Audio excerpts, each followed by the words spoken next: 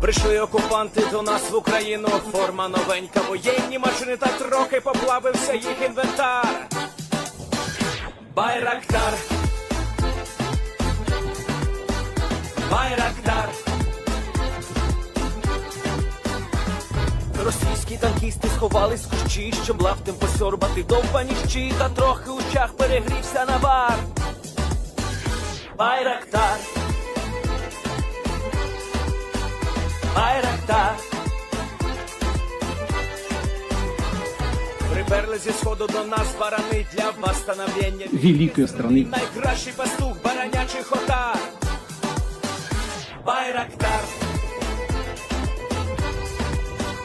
Байрактар. Їх доводи всяке озброєння різне, потужні ракети, машини залізні, у нас на всі доводи є коментар. Байрактар, Байрактар. Вони захопити хотіли нас зразу, а ми зачаїли на орків образу з російських бандитів, робить примар. Байрактар, Байрактар. Російська поліція справи заводить, там вбивцю рашистів ніяк не знаходить, хто винен, що в нашому полі глухар. Байрактар, Байрактар. Веде пропаганду кремлівський урод, слова пропаганди ковтає народ, тепер нове слово знає цар. Байрактар. Байрактар. Байрактар. Байрактар. Байрактар.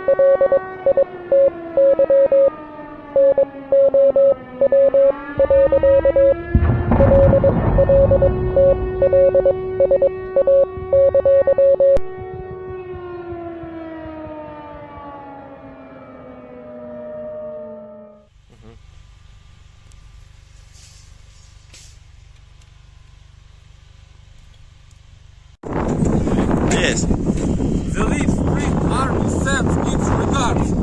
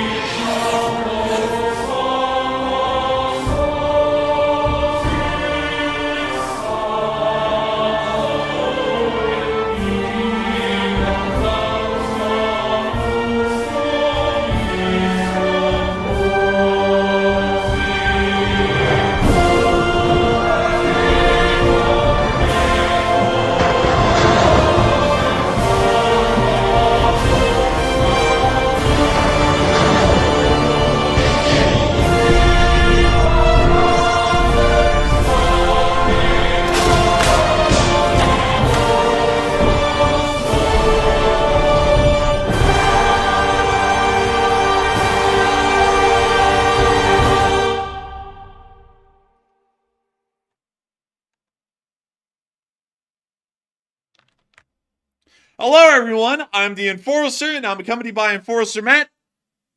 And good evening, folks. It's Enforcer Matt, and welcome back to day 837 of the news. And it's good to see you all once again. And Russia has lost one of their most rare fighter jets that they actually own. And it's good to see you all once again. And it's the best night of the week. It is a fundraiser night, and a big ol' Oh. And of course, we're going to be covering the past 24 hours of the news of the war in Ukraine, and we have loads of insane news tonight.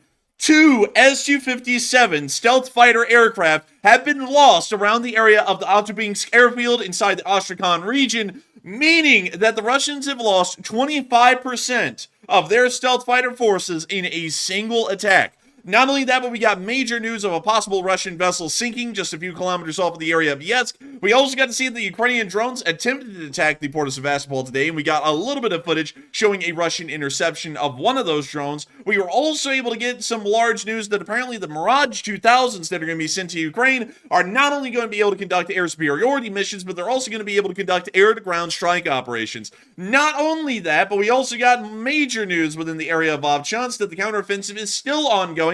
A major supply depot has also been hit behind the lines as well. Not only that, but we've heard the rumor that the Kadyrovite Chechens have crossed the border at Tekhino in a very small number. And not only that, major news has been coming out from around the entirety of the front lines, particularly in the Severonsky Forest, where we have gotten a lot of combat footage showing us what is going on in particular, at least within that area of the battlefield.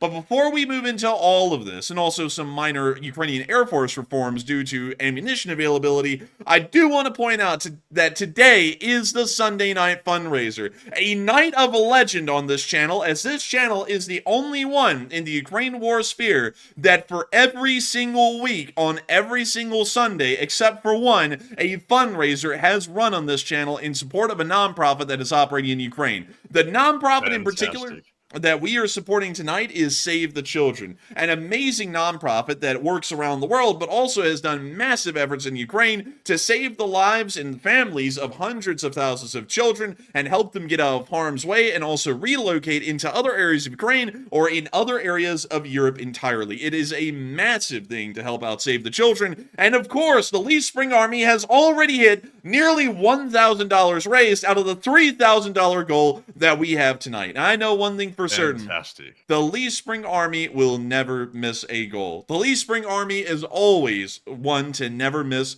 a fundraiser goal. And tonight, the Leaf Spring Army is going to race over that fundraiser goal thanks to every single one of y'all. And I've already put in my $100 to the fundraiser. And so if y'all want to try and match me, you got to get a $100 donation put in. But if you're just trying to throw in support, any support would help. And we would be greatly appreciative to everyone who wanted to help out Save the Children, because their efforts and contributions to the Ukrainians so far in this war effort have been incredible. But moving on from that and on into the major news from the area of Volgograd, it appears that the news that we reported a few days ago ended up being largely true. We did hear that Ukrainian drone attacks occurred on Mozdok airfield, but something that was a lot less pointed as far as news coverage went, or even video and picture evidence, which led us to overlook this one, was the Achubinsk airfield attack that occurred at the exact same time. And we had absolutely no information to go off of to even know whether the attack actually occurred, unlike the attack that happened down at the Mozdok airfield right here, where there were several strategic bombers stationed.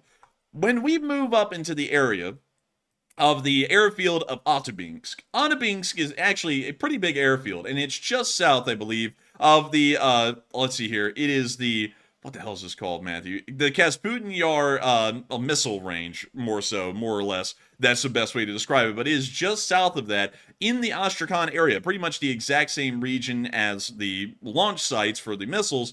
And not only that, this airbase is one of the more used ones of the Russian Federation. You can actually see it's an actual proper base. Like, no joke. It's one of the few in the Russian Federation that is an actual proper airbase, with 2 separate runways, also separate pads. This one appears, however, to be in a state of unuse because there are trees growing on the side of that airfield. So while they may have 2 runways, I don't really think they use that one for actual aircraft operations. Beyond that, however, we can also see what appears to be some kind of an air defense battery that has been set up out here in this area, as we can see larger air defense radar set up here, along with some additional air defense, such as actual launchers and pretty much an entire battery that's been set up. And not only that, some sort of a trench work that also exists in the northern end of this airfield, showing that this isn't any normal airfield. This one has some pretty serious defenses. But not only that, most importantly, the kind of aircraft that are housed here are truly the biggest smorgasbord you can imagine. This is a MiG-29 SMT. All of these are MiG-29s. You can actually see an Su-25 variant right there, a MiG-31, another Su-25, then an Su-34, and then a Yak-39, and then an Su-57. Stealth fighter, by the way. They have about 8 of these that are operational in the Russian Federation. Technically, they have 12. 4 of them were pre-production testing aircraft, or more so test airframes, and then 8 of them have been produced in serial number, meaning that they're actually used by the Russian Air Force. Then we have another aircraft. This one appears to be some kind of a MiG-25, maybe, and this one also appears to be similar. We can then see what I could only assume is an chronoplane. Some of y'all will know the actual variant of that. An Antonov 22, another unknown aircraft, some helicopters, more Su-34s, some Su-24s. I mean, this airbase literally has every single kind of aircraft imaginable added. You can then see some... It is one of the cleaner air bases I've ever seen the Russians have. Like you were saying, it looks like maybe like you might be able to classify this as a proper one, perhaps. It's not as exactly like makeshift as the others. Oh, absolutely not. And you can see that the amount of barracks and facilities attached to this airbase truly show that it is what I would consider by Western standards to be an actual airbase, a lot like the ones we would have here in America. All of these buildings here are actually a part of the airbase, and you can actually see there is a larger perimeter that exists around this area that makes up the actual airbase. So by all metrics, this is one of, if not the few, air bases in Russia that are actually modernized and have modern facilities that aren't just literally a runway with limited logistical services. But not only that, when we reach the northern end of this airfield, this is where things get very important. So make sure everyone to pay attention as we go through the aircraft here. A couple of Su-33s, an Su-35, another Su-35, another Su-35 it seems, a couple of MiG-29 SMTs, whole bunch of Su-34s and Su-25s, some MiG-29s and a MiG-31, and then right up here, all of the the Su-57 Felons, pretty much that are in service, are all in this single spot, in this single area of the airfield. I looked around as much as I could, and while we did see the 4th Su-57 further down on the tarmac, it appears that on the satellite picture, every single Su-57 is actually stationed in this exact, I guess you could call it a paddock, or more so a ramp that is in this specific spot right here. While Andy L is ramping it up by throwing in a $250 donation to the fundraiser and getting us up to $2,000 in 20 minutes.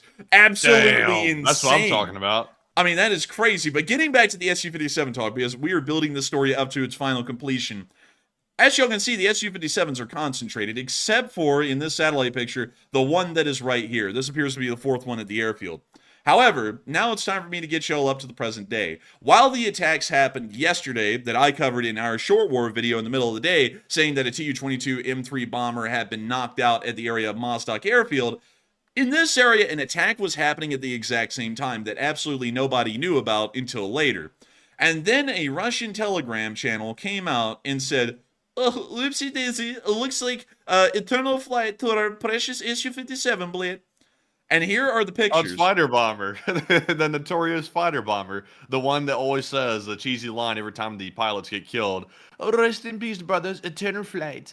And it looks like he will be saying that twice, because in 2 separate instances, 2 Su-57s have been damaged and destroyed at this airfield. This attack, according to the Russians, did not even have any kind of a response.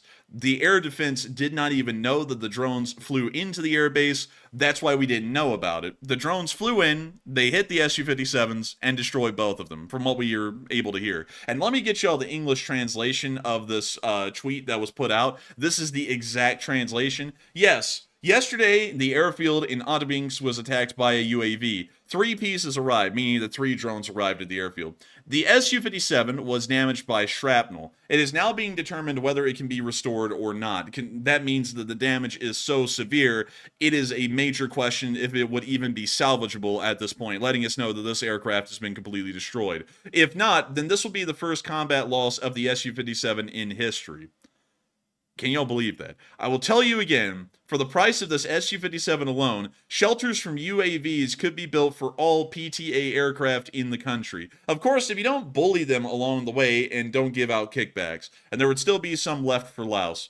I'm telling y'all this guy speaking this way, he is asking to get put out a window, like giving this kind of crap at the end. But beyond that, this guy is right, and we are going to assume on this channel, but let me move you all on to our next bit of evidence here, which is a little infographic.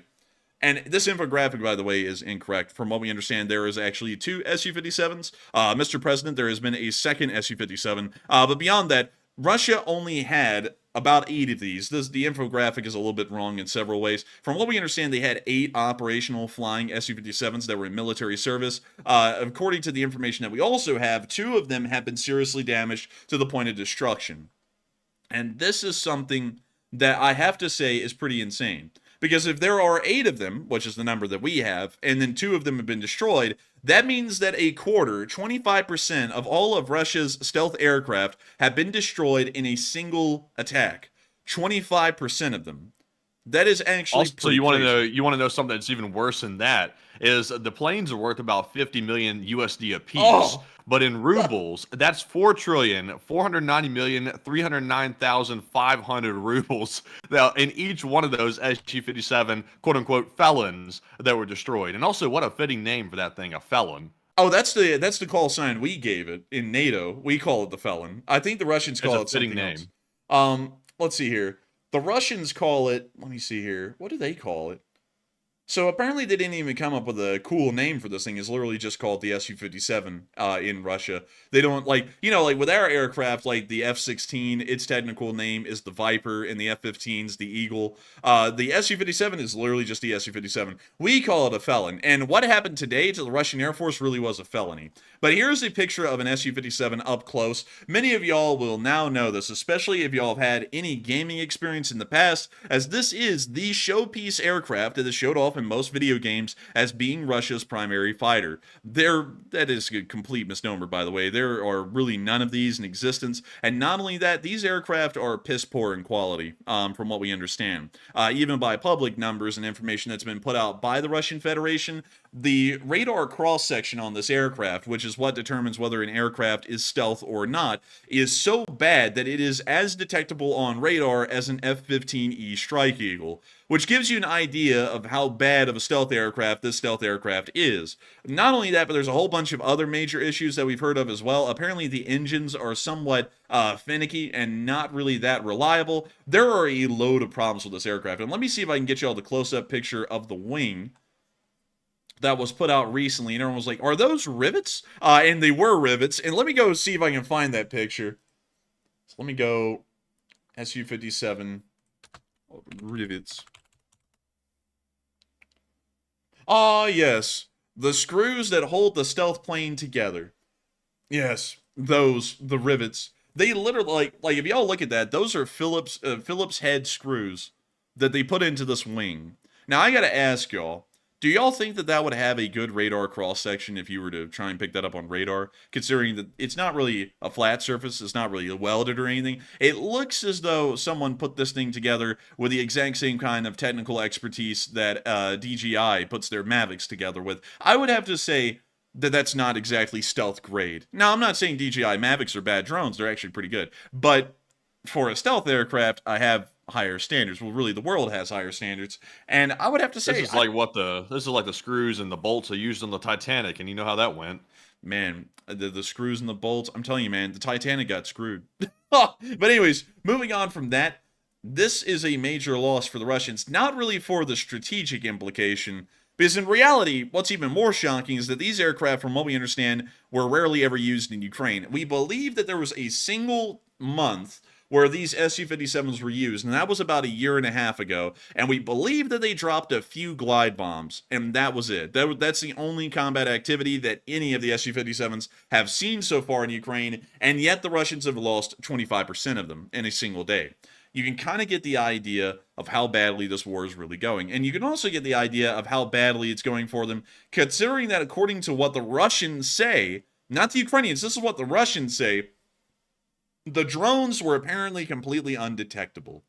That's what they said. They said that they didn't even pick them up on radar. They didn't even shoot at them. They didn't even know that they were coming in. They just ended up hitting directly onto those Su-57s and knocking them out. And it was a huge shock to everyone at the airbase. It was a huge shock to everyone around the world. And so today is the day that the first Su-57, the first stealth fighter aircraft in the world, has been destroyed. Some people are going to say that the F-117 Nighthawk has been destroyed in the past over Serbia. That is correct, but the F-117 Nighthawk actually isn't a fighter. It does have the designation of a fighter with the F in F-117. Nevertheless, the F-117 is actually a bomber, meaning that that was the first stealth bomber to ever be shot down and destroyed. The Su-57 is the first actual superiority aircraft or stealth fighter aircraft that has ever been destroyed in the history of the world. Which is nuts. Like you can't even get past that. Destroyed in combat action. Now that is something that the Russians will live with as an embarrassment for the rest of their days, because it wasn't shot down by the United States, it wasn't shot down by China, which are really the only countries that would have a good chance of dealing with a stealth aircraft and shooting it down over their skies. No, it was actually destroyed by Ukraine using cheap drones. Like, the drone probably cost a few grand, and the aircraft it destroyed cost about $50 million. You can get an idea, a very good idea, of how badly things are really going. And also, someone really wanted me to quickly look at the Chengdu J-20, which is the Chinese stealth fighter. And a lot of people always diss on this thing because it looks like an F-22 that is a little bit incestuous. And I would not lie, it kind of does look like it. Like, this thing looks like it's yelling, "Kill me! I'm in constant pain!" It really does. It looks like it has the same, like, something about it. I think it's like the skin of the aircraft looks very similar. And also the paint scheme as well. The only thing they added were the small winglets on the front. That was the only thing different. Yeah, those canards are pretty different from the F-22. But honestly, though, it really just looks like they switched where the area of the main wing and the elevators were from an F-22 to the J-20, and now it's kind of in reverse.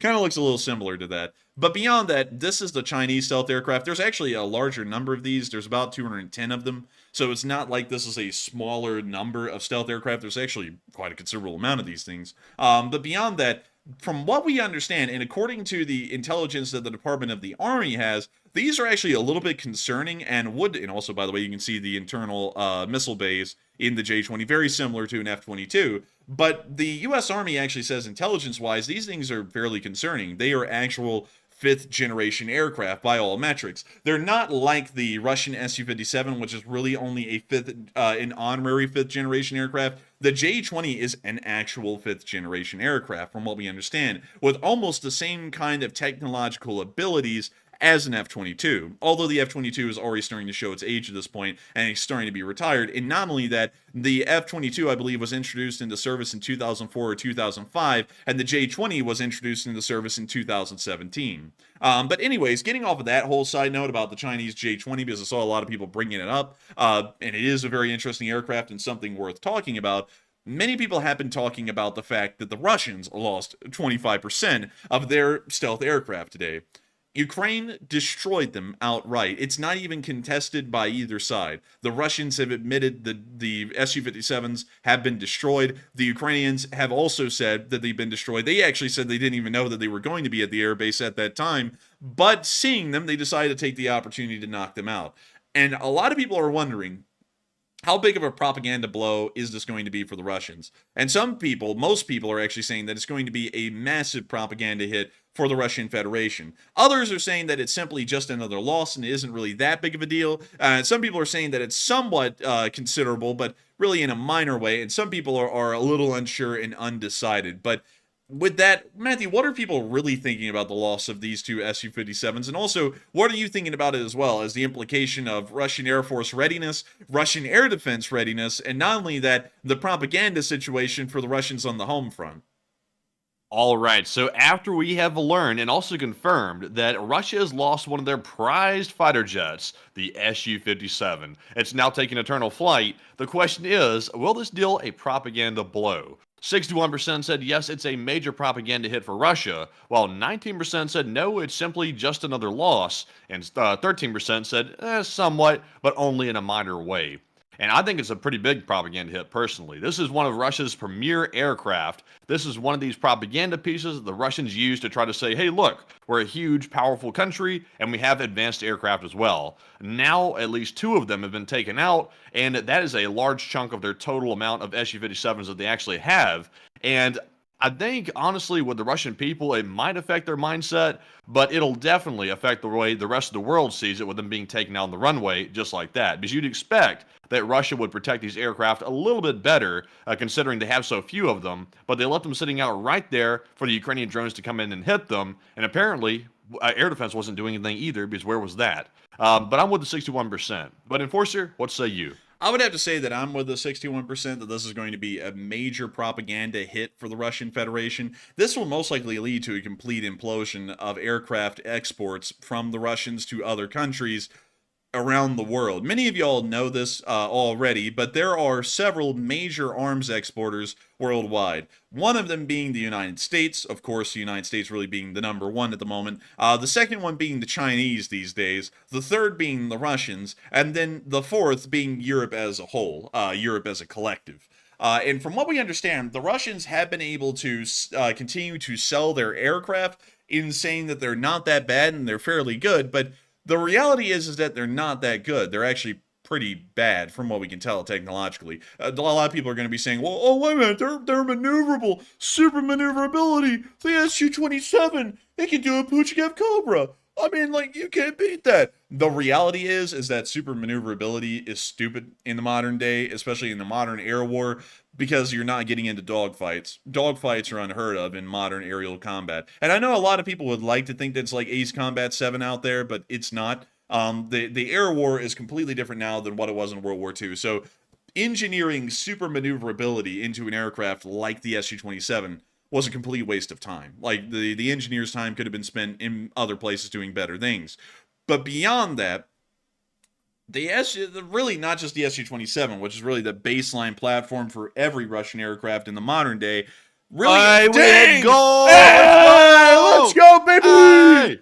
Dang! NSA! We hit Jugga, jugga. we hit the goal in 30 minutes. Absolutely crazy. Insane. A That's a huge pretty shout big out one. to Hal That was Rose. fast. No, that was fast. Huge shout out to Hal Rose for putting in a $333 donation, because that is absolutely incredible, and it's what actually got us over the finish line. So a huge shout out to everyone who has supported the fundraiser so far tonight, because it's been going absolutely insane. But with that, really quickly getting back to the talk about Russian aircraft just do not do well in most situations. Like I was saying about super maneuverability, it's completely useless in modern air combat. Modern air combat occurs at such standoff distances, nearly 70 miles apart from aircraft to aircraft, that being able to whip a hard turn or bleed your speed immediately is completely useless at that distance. It doesn't mean anything. Not only that, but Russian computer systems inside of their aircraft, from what we understand, are still fairly archaic in computing power compared to Western aircraft or Western airframes.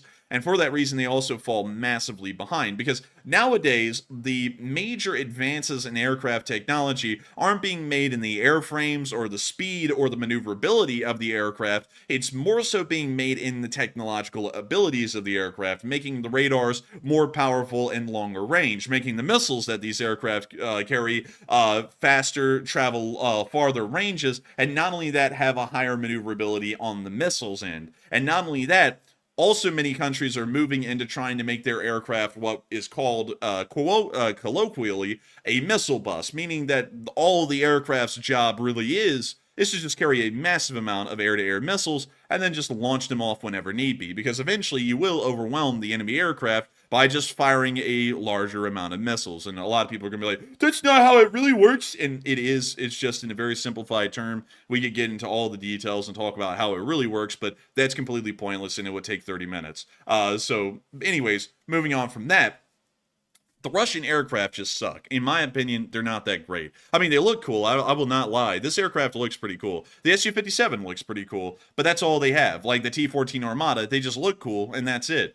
They don't actually have any real abilities backing up their looks. So going off of that, this is going to be a major propaganda blow to the Russians. Maybe not domestically. Maybe it'll enrage the Russians domestically, but in the international world, it's going to be a major hit. And you're probably going to see that a lot of countries that were going to buy Russian aircraft are probably going to start backing off and picking alternatives. They may even pick Chinese alternatives, considering, well, these countries that we're talking about are buying Russian aircraft. Clearly, they're not big friends of the United States, so it's not like they're going to be able to switch from buying Russian weapons to American weapons, so they'll most likely just switch over to buying Chinese weapons instead. A win-win for the Chinese. But anyways, with that, I hope that does address that well, at least in my opinion, about what happened today at the Ochtябinsk airfield. And with that, it's now time for us to move on over into France, because we were able to hear the big news today that the Mirage 2000s that will be sent to Ukraine are going to be modified.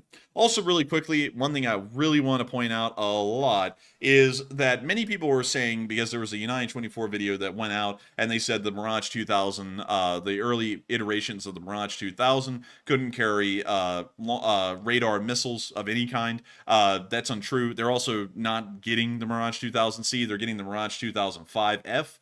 Which is the modernized version of the Mirage 2000. You can actually see one pictured here, and you can also see it, crazily enough, carrying radar guided missiles. Look at that right there. That is a radar guided missile. That is a super Macher, by the way. But anyways, beyond that, getting beside all that stuff, these aircraft are actually going to be modified before they head to Ukraine, and they will be modified to carry the Scalp and Storm Shadow air-launched cruise missiles. which is actually something pretty big. The Mirage 2000 in its natural state actually cannot carry those weapons. They can carry laser guided bombs and a couple of other forms of unguided dumb bombs, but the actual Scalp and Storm Shadows are pretty tough for the Mirage 2000, if not impossible, for them to carry in their normal configuration. So they're going to actually be sending them over to Dassault Aviation, the company that actually manufactured these 2000s, to be able to modify them to where they can carry and can launch the Storm Shadow and Scalp EG missile. Not only that, but this aircraft right here, the Mirage 2000 in picture, I believe is one of the Hellenic Air Force, which is the Greek Air Force, and you can actually see that this one has already been modified to carry a Scalp EG missile. So you can already see this is a possibility, and they can do this. It's just that the ones that are currently used in France, the ones that will be sent to Ukraine, do not have this ability, and so they're going to be sent back to Dassault to be modified, so that way they can carry the Storm Shadow and Scalp EG missiles and then fire them. But still, very big news to hear, and once again showing that the Ukrainians are getting on the up and up on the aviation end of things, and hopefully the French will be helping out with that massively come time in the future. Then moving on into some news that really hit me out of the side, or on the side as we were getting ready for the stream, we were able to hear that apparently a Russian ship may have sank just off the coast of Yesk. This apparently was a ship that was about 100 meters long, meaning that it was about 300 feet long, and according to the information, the Ukrainians may have sunk this ship. We can see a satellite picture right here showing that the light of this vessel is apparently dimming, or half of the ship may be submerged, showing that it may have been hit and may have sank. You can actually see the city of Yesk on the satellite image right down here. Here is the city of Yesk, and you can see that the ship was about out here somewhere along this actual ferry route heading to and from Yesk. Also, another interesting thing many people may or may not remember from a while ago is that an Su-34 fighter bomber ended up crashing into Yesk, and that's where we got that picture of a fighter jet crashing into an apartment building and blowing up. It was actually from Yesk. But beyond that, it looks as though this ship may actually be sinking. We don't know that information yet. We'll have to wait for more confirmation to come around, but just in case if this is happening, we're going to make sure to at least preempt the story, or at least give a little bit of background, so that way everyone knows what is going to be coming around the corner if a 300-foot-long Russian vessel did end up being sank just off of the coast of Yesk, in the very northeastern area of the Sea of Azov. But moving on from that little bit of news around the area of Yesk, we were also able to see that within the area of Ukraine, there seems to have been a little bit of a change in how Su-25s are going to be used in the future. Apparently, Su-25 frogfoots, like the one where you're seeing pictured right here, have run out of unguided munitions, pretty much entirely. The Ukrainian Air Force announced that today. Instead, now they're going to be giving Su-25s the missions of carrying French-supplied AASM extended range guided bombs in their air support missions, meaning that the roles in which these Su-25s have been used is going to change drastically in between now and into the distant future. So we'll be waiting to see some video footage of how they'll be adapting their air missions to now use the extended range guided bombs, because this means that these Su-25s will have to fly at higher altitudes to be able to drop off these bombs, which means that they may be in more danger of Russian anti-air fire, if there is any, if they were to try and conduct these sorts of missions. But moving on from that news with the Su-25, we also have to take y'all down into the area right outside of the port of Sevastopol, as a Russian helicopter patrol found a couple of Ukrainian kamikaze drones trying to make their way towards the port, and we were able to get footage from the helicopters of them attempting to intercept the drones, and I believe stopping one of them. But here's the clip.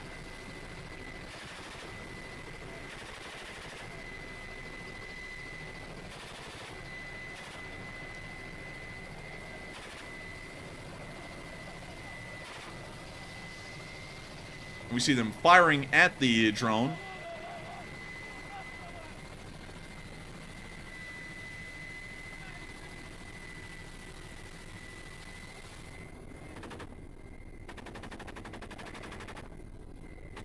See them continuing to fire a machine gun at it.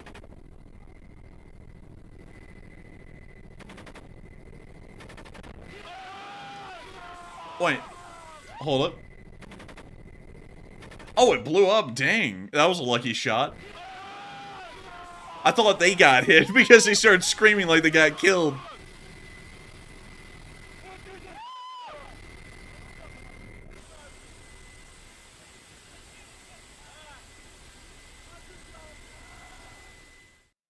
And with that, that's the end of that clip, but showing a little bit of Russian patrol efforts near to the area of the coastline near Sevastopol, and showing that they are attempting to stop and destroy Ukrainian FPV, or more so kamikaze boats, from entering Sevastopol and causing serious damage to the little bit of the Russian fleet that remains there. Moving on from that area, and now on into Ukraine itself, we were able to hear about a possible border breach near the village of Rizhivka, as we've supposedly heard that the Kadyrovite Chechens have crossed the border in this area and have occupied it. I will quickly be reading the post that was made by Ramzan Kadyrov. It says, "Friends, soldiers of the Akhmat Chechnya Regiment of the Russian Forces Ministry of Defense under the command of dear brother Aslambek Saliev, together with the military personnel of other Russian units, carried out tactical operations or actions and liberated another populated area from the enemy. This is the village of Rizhevka, which is located on the border with the Kursk region.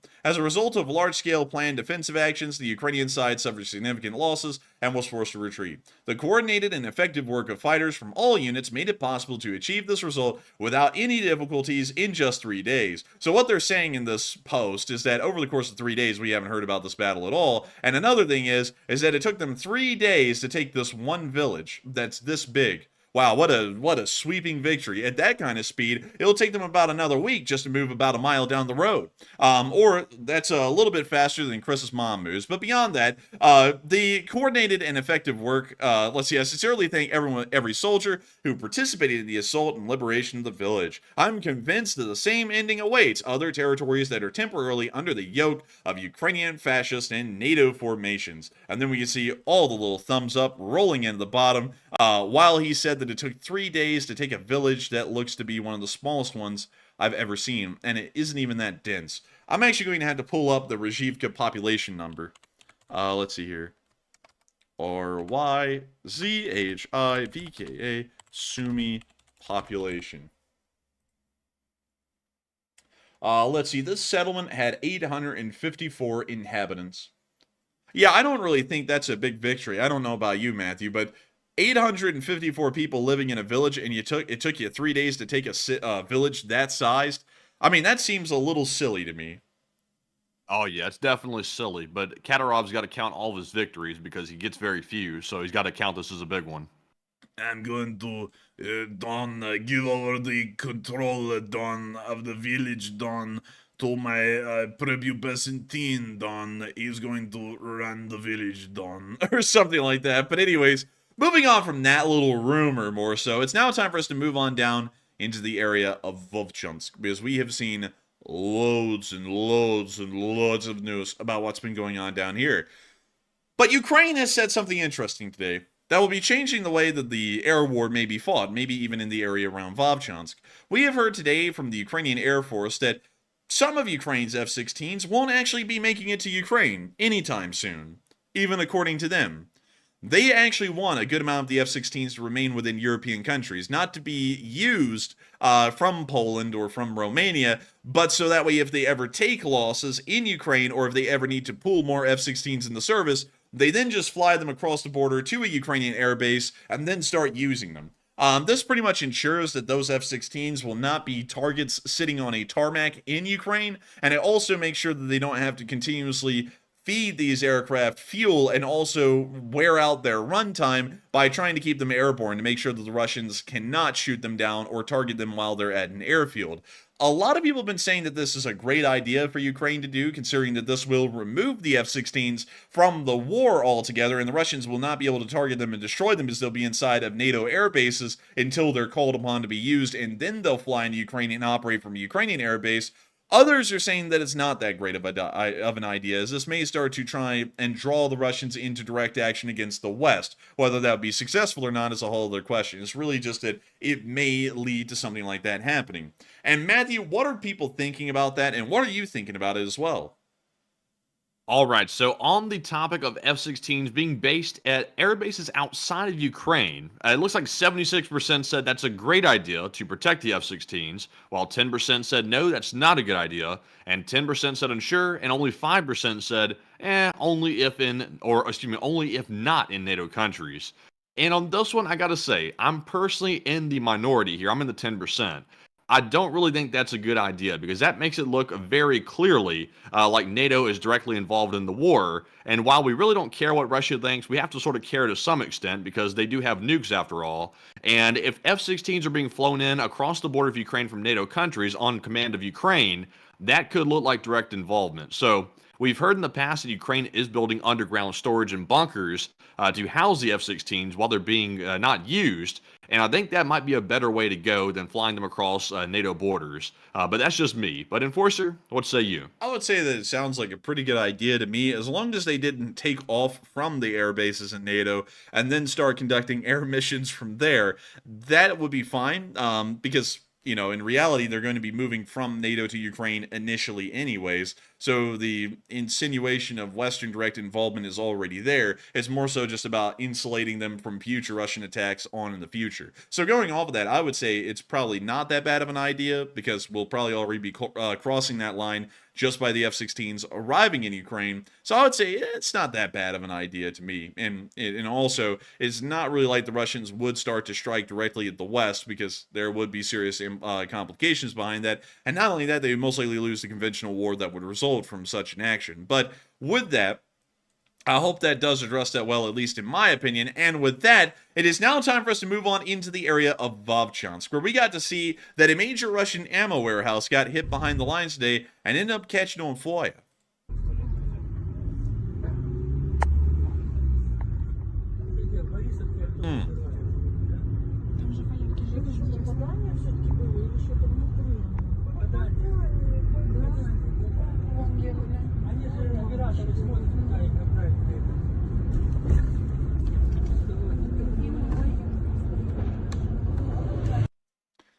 And with that, that's the end of that clip, but very interesting to see a little bit of a toasting going on in that area. And also, moving on into our next clip, we can also see the ammo warehouse on fire from here. Да что они делают? Что ты так варняешь? Что они...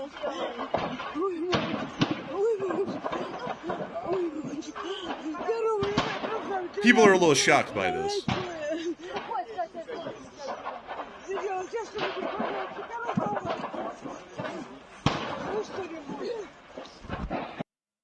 Well, that's the end of that clip, but it looks like they're having fun out there in that area. But moving on from that into our next one, we also got to see the Ukrainian drone dropped off a flag on top of a comms tower in the region near Shebekino, and we were able to see that on film today as well.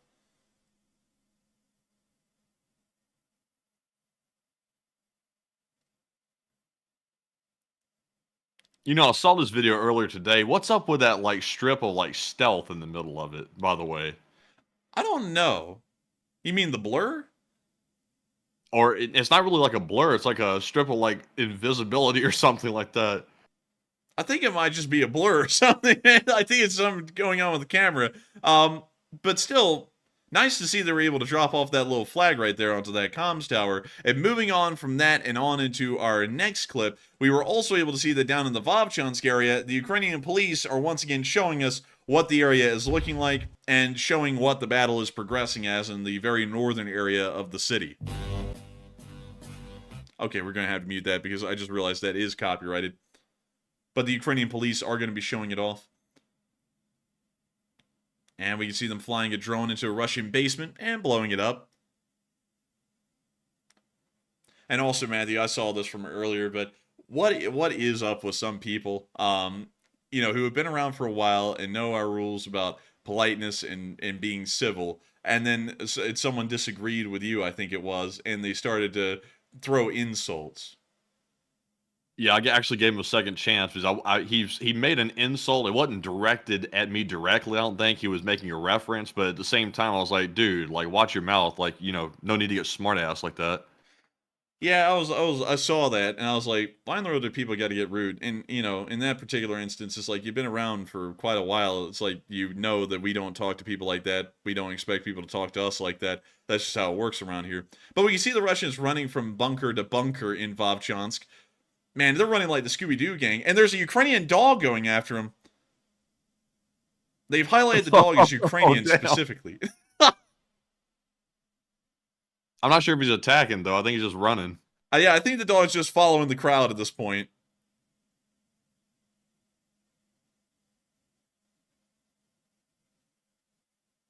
And now we can see one being moved along in a wheelchair. Oh my gosh, dude, they flipped him out of the wheelchair.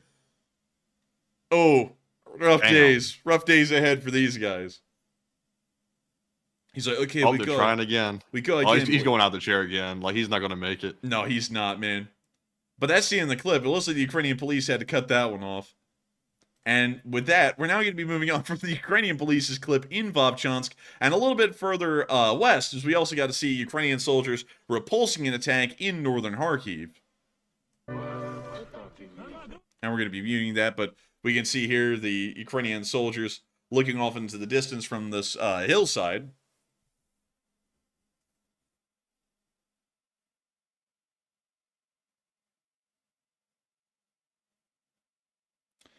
We see them moving around their position. It appears that this guy has some kind of a AT weapon.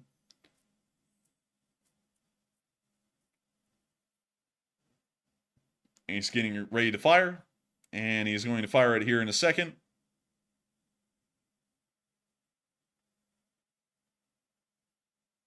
And he fired it, and it looks like it hit near the Russian position. He's now going back into the bunker after throwing away the AT weapon, and then the video clip ends, but showing a little bit, a small amount of the defensive actions happening up in the area at the moment. Meanwhile, in our final clip in the area, we were able to hear that Zelensky said that the Russians have largely been defeated in the Kharkiv region. His direct quote being, the significant result is that the Russian army failed to realize their Kharkiv operation. That is a direct quote from the president of Ukraine, showing that even he believes at this point that the Russian offensive has completely failed, especially considering that the counterattack is now underway. It is very evident that the Russians have no hopes of really securing the victory that they were looking for in this front. Once again, showing how greatly weakened the Russian Federation's armed forces are since the beginning of the war. But with that, it is now time for us to move on from the Kharkiv front and on into our location unknowns. We actually have a couple of interesting ones tonight. But before we do, Matthew, I understand that we have a whole bunch of top donors that have been able to make this fundraiser possible tonight, where we've gotten up to $3,300. And Matthew, could we give the top donors a shout out? So let's give the top donors a shout out while I get rid of a bot that literally came in and said, go Russia. And he's gone. His name was HH. What a creative name he had. But anyways, we're up to $3,306 on the fundraiser, which is tremendous. It's 306 above goal. So huge shout out to everybody for that. And our top donors of the night thus far are Hal Rose, who threw in a $333 donation. The largest one of the night thus far. Huge shout out to Hal for that. We also have a $250 from Andy L, as well as a $250 from Nicholas Conder, and then a $100 from The Enforcer, as well as Char G, along with M60 Tanker, who put in a $100 as well. And then we have Peter, who put in a $100, along with Snow White, Catherine F, and BC, and also BC. I think that might be BC Skyman. I think it was BC Skyman. I don't know why I just put BC, but we also have a $50 from Wayne Matthews, Jose Garcia, Heather Fitzgibbon LSA, along with Plant Lady, Dad Good, Frostbite Productions, Sergeant Carnage, Tank 2, Neil Viznot, Axel K, and also Greg Carrier. And huge shout out to everybody tonight, even if we were not able to call your name off. Huge shout out to everybody for donating for Save the Children, which is a tremendous fundraiser that we run every once in a while, just like the others, and it is a tremendous one. It's helping the children on the ground in Ukraine, and that is, of course, the best and noble effort, in my opinion, that anyone can take. So huge shout out to everybody for that. And Enforcer, what say you? And I gotta say that it's absolutely incredible to know that the Lee Spring Army has once again passed another fundraiser goal of $3,000 and is helping out in a massive way in Ukraine through Save the Children. Save the Children is an international organization that helps out around the world, but they have undertaken a massive project since the beginning of the invasion of Ukraine to help out Ukrainian children there, and they have done truly a lot. They have helped out hundreds of thousands of children, hundreds of thousands of families that are with those children in moving from dangerous areas, getting to more secure locations, and then also providing them with support. It is an amazing nonprofit through and through, and I got to thank each and every one of y'all, both the top donors that we were able to call out and everyone else that also supported and we were not able to call out, because every single one of y'all does your part in making these fundraisers possible and making it possible for a Ukrainian child and their families to live safely another day and also have some of their basic necessities provided for, which is an absolutely incredible thing. And I believe that y'all have massive and compassionate hearts to be able to continue to support operations like that from nonprofits of all kinds, especially Save the Children, which is the one that we are running tonight. And so a huge thank you to each and every single one of y'all so much once again. And with that, Matthew, I understand that we also have a couple of questions in the chat as well. So we've also got some very good questions. And of course, up first, we have the Morse code decoders of the stream. And tonight, it was Close Simonson, Mark Hodges, Earl Bernew, Paul Schultz, Kevin J, Rumpelstiltskin, and also David Millsaps. And also a huge shout out to Marion Deemer, by the way. Just put in a $100 donation. Massive support. And also, the Morse code tonight reads, Russia losing 2 Su-57s sounds a lot like fantasy, but it's a reality now. And LLT, LSA. And that's the sound of money. And y'all got that dead on the nail. That is the Morse code message of the night. And I got to congratulate y'all for getting that correct. That is actually pretty impressive that you'll get that right every single night. But Russia losing 2 Su-57s does sound like fantasy. In fact, we thought it would have been fantasy on this channel because they're so far away from Ukraine. They're 500 miles from the border that you would think that they would never have been stricken and destroyed, and yet 2 of them have been destroyed now, which is absolutely incredible news, and we're great to hear it. And I got to thank you for deciphering that Morse code message, so that way I can touch on that a second time. But with that, I hope that does address that well, at least the best I can, in my opinion. And with that, it is now time for us to move on into the second question. All right, and our second question is going to go to Adam McLean, who says that when Russia finally runs out of or gets really low on tanks and APCs, how will it change their battlefront strategies? Their battlefront strategies will most likely shift entirely into being defensive. Even at that, it really just will shift into complete chaos. The thing about tanks and APCs is that while they don't have the best armor these days, their firepower is incredibly crucial and important in deterring enemy assaults and attacks and trying to slow them down.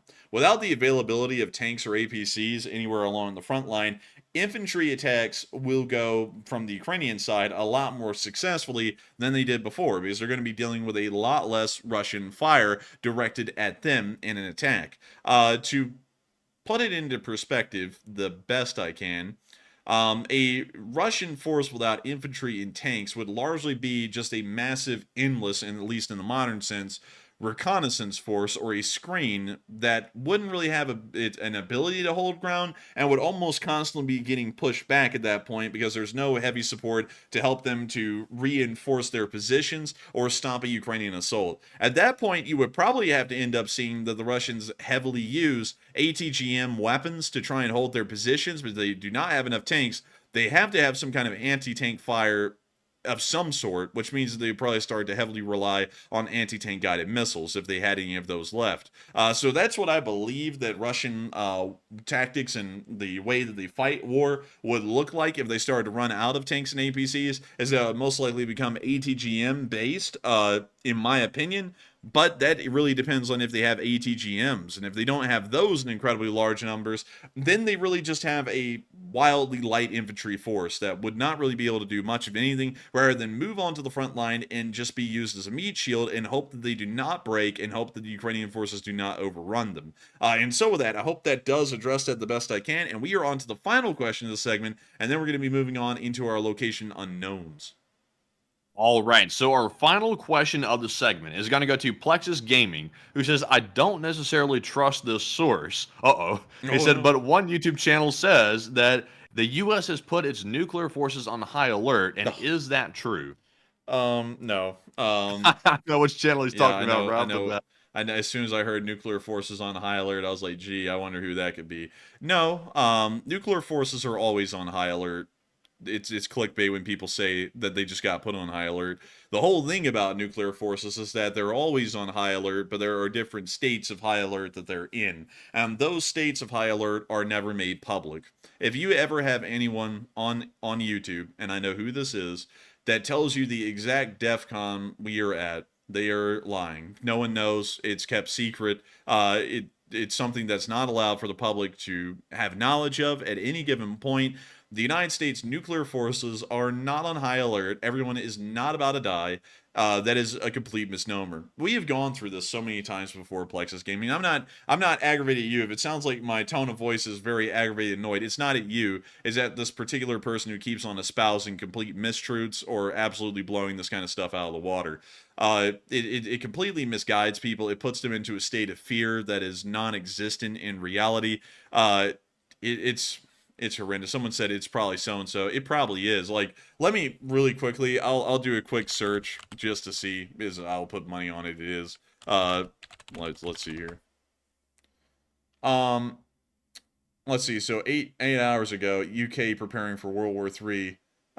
So yeah, it looks as though that would be the case from what I can tell. But if it's another YouTuber for that matter, I wouldn't trust their information either. It is so annoying to me to hear when people come in and they're like, oh my god, y'all, we're all gonna die. And like, not because they're saying it, it's because so-and-so said it on YouTube. And it's like, they have no basis for that. And they always say like the most mundane things. Like, this won't sound mundane when I say it, but when you know the normal situation, it's mundane. Like, they'll say, oh my god, y'all, a Russian nuclear submarine is off the coast of Georgia. They're always off the coast of Georgia. That's what they do. Like, that's nuclear deterrence. Like, we always have nuclear bombers airborne in America. They're ready to go. You know, like if there was anything to happen, we give the orders and they start flying. They're already up there. The doomsday planes are always flying. Like, if someone says the doomsday plane took off, it's like, good. They do that like every few days. Like, that's what they do. Let me go pull that up. Is the doomsday plane always flying? Let's see here.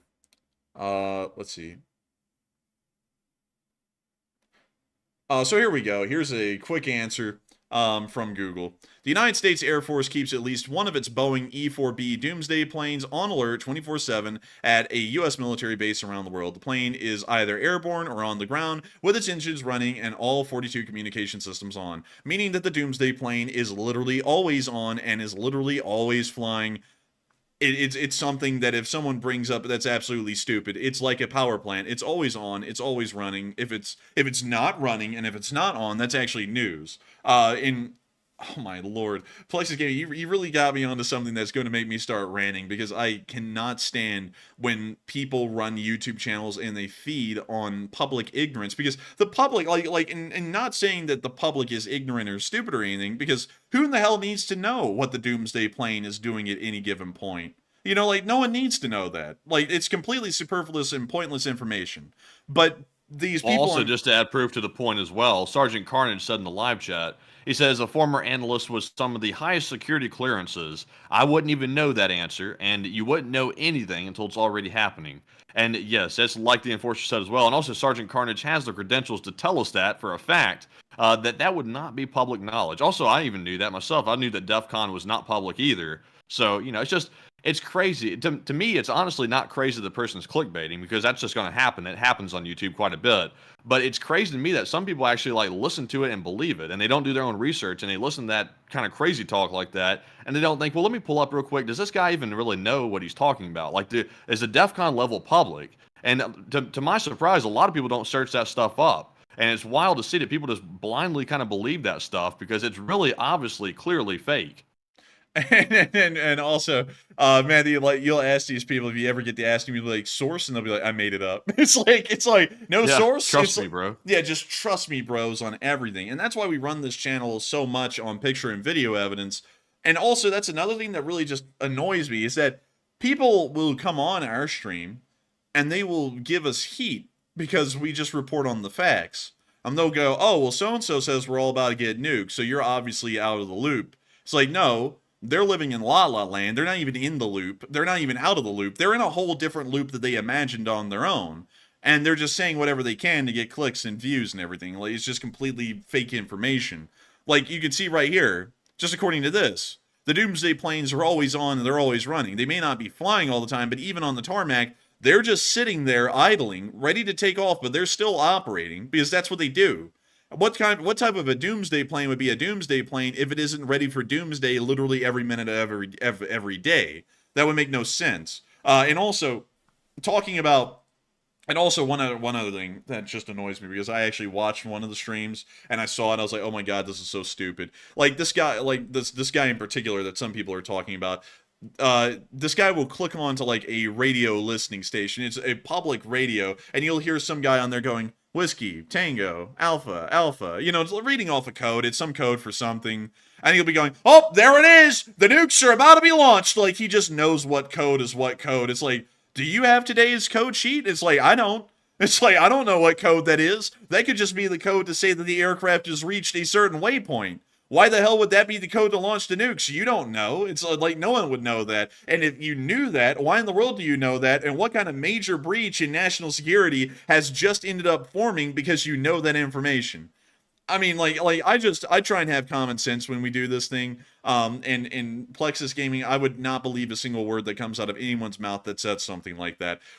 And I will let you all know this, and especially considering that this is what people do on YouTube, because the people who do this, to be quite honest, are, in not to be rude, but it's true, are so unintelligent that they know so little about U.S. nuclear strategy or global nuclear strategy that they never think of tactical nuclear weapons being used first. It's always strategic nuclear weapons that are used. It's literally Armageddon. That's all that's in their head, is that intercontinental ballistic missiles with multiple multiple independent re-entry vehicle systems, the MIRVs, are going to be fired and end up obliterating everyone in the northern hemisphere. That's the only thing that they work off of. And they'll sit there and they'll say, oh my God, it's going to happen. And they never think on a tactical nuclear weapon on a level, which would clearly show that a strategic escalation would be imminent at that point. And also another thing is, if that was happening, no one is going to know. Like, that's something that a lot of people also do not know as well. The U.S. federal government hardly would even have a reaction time to this information, even at the highest level in the White House.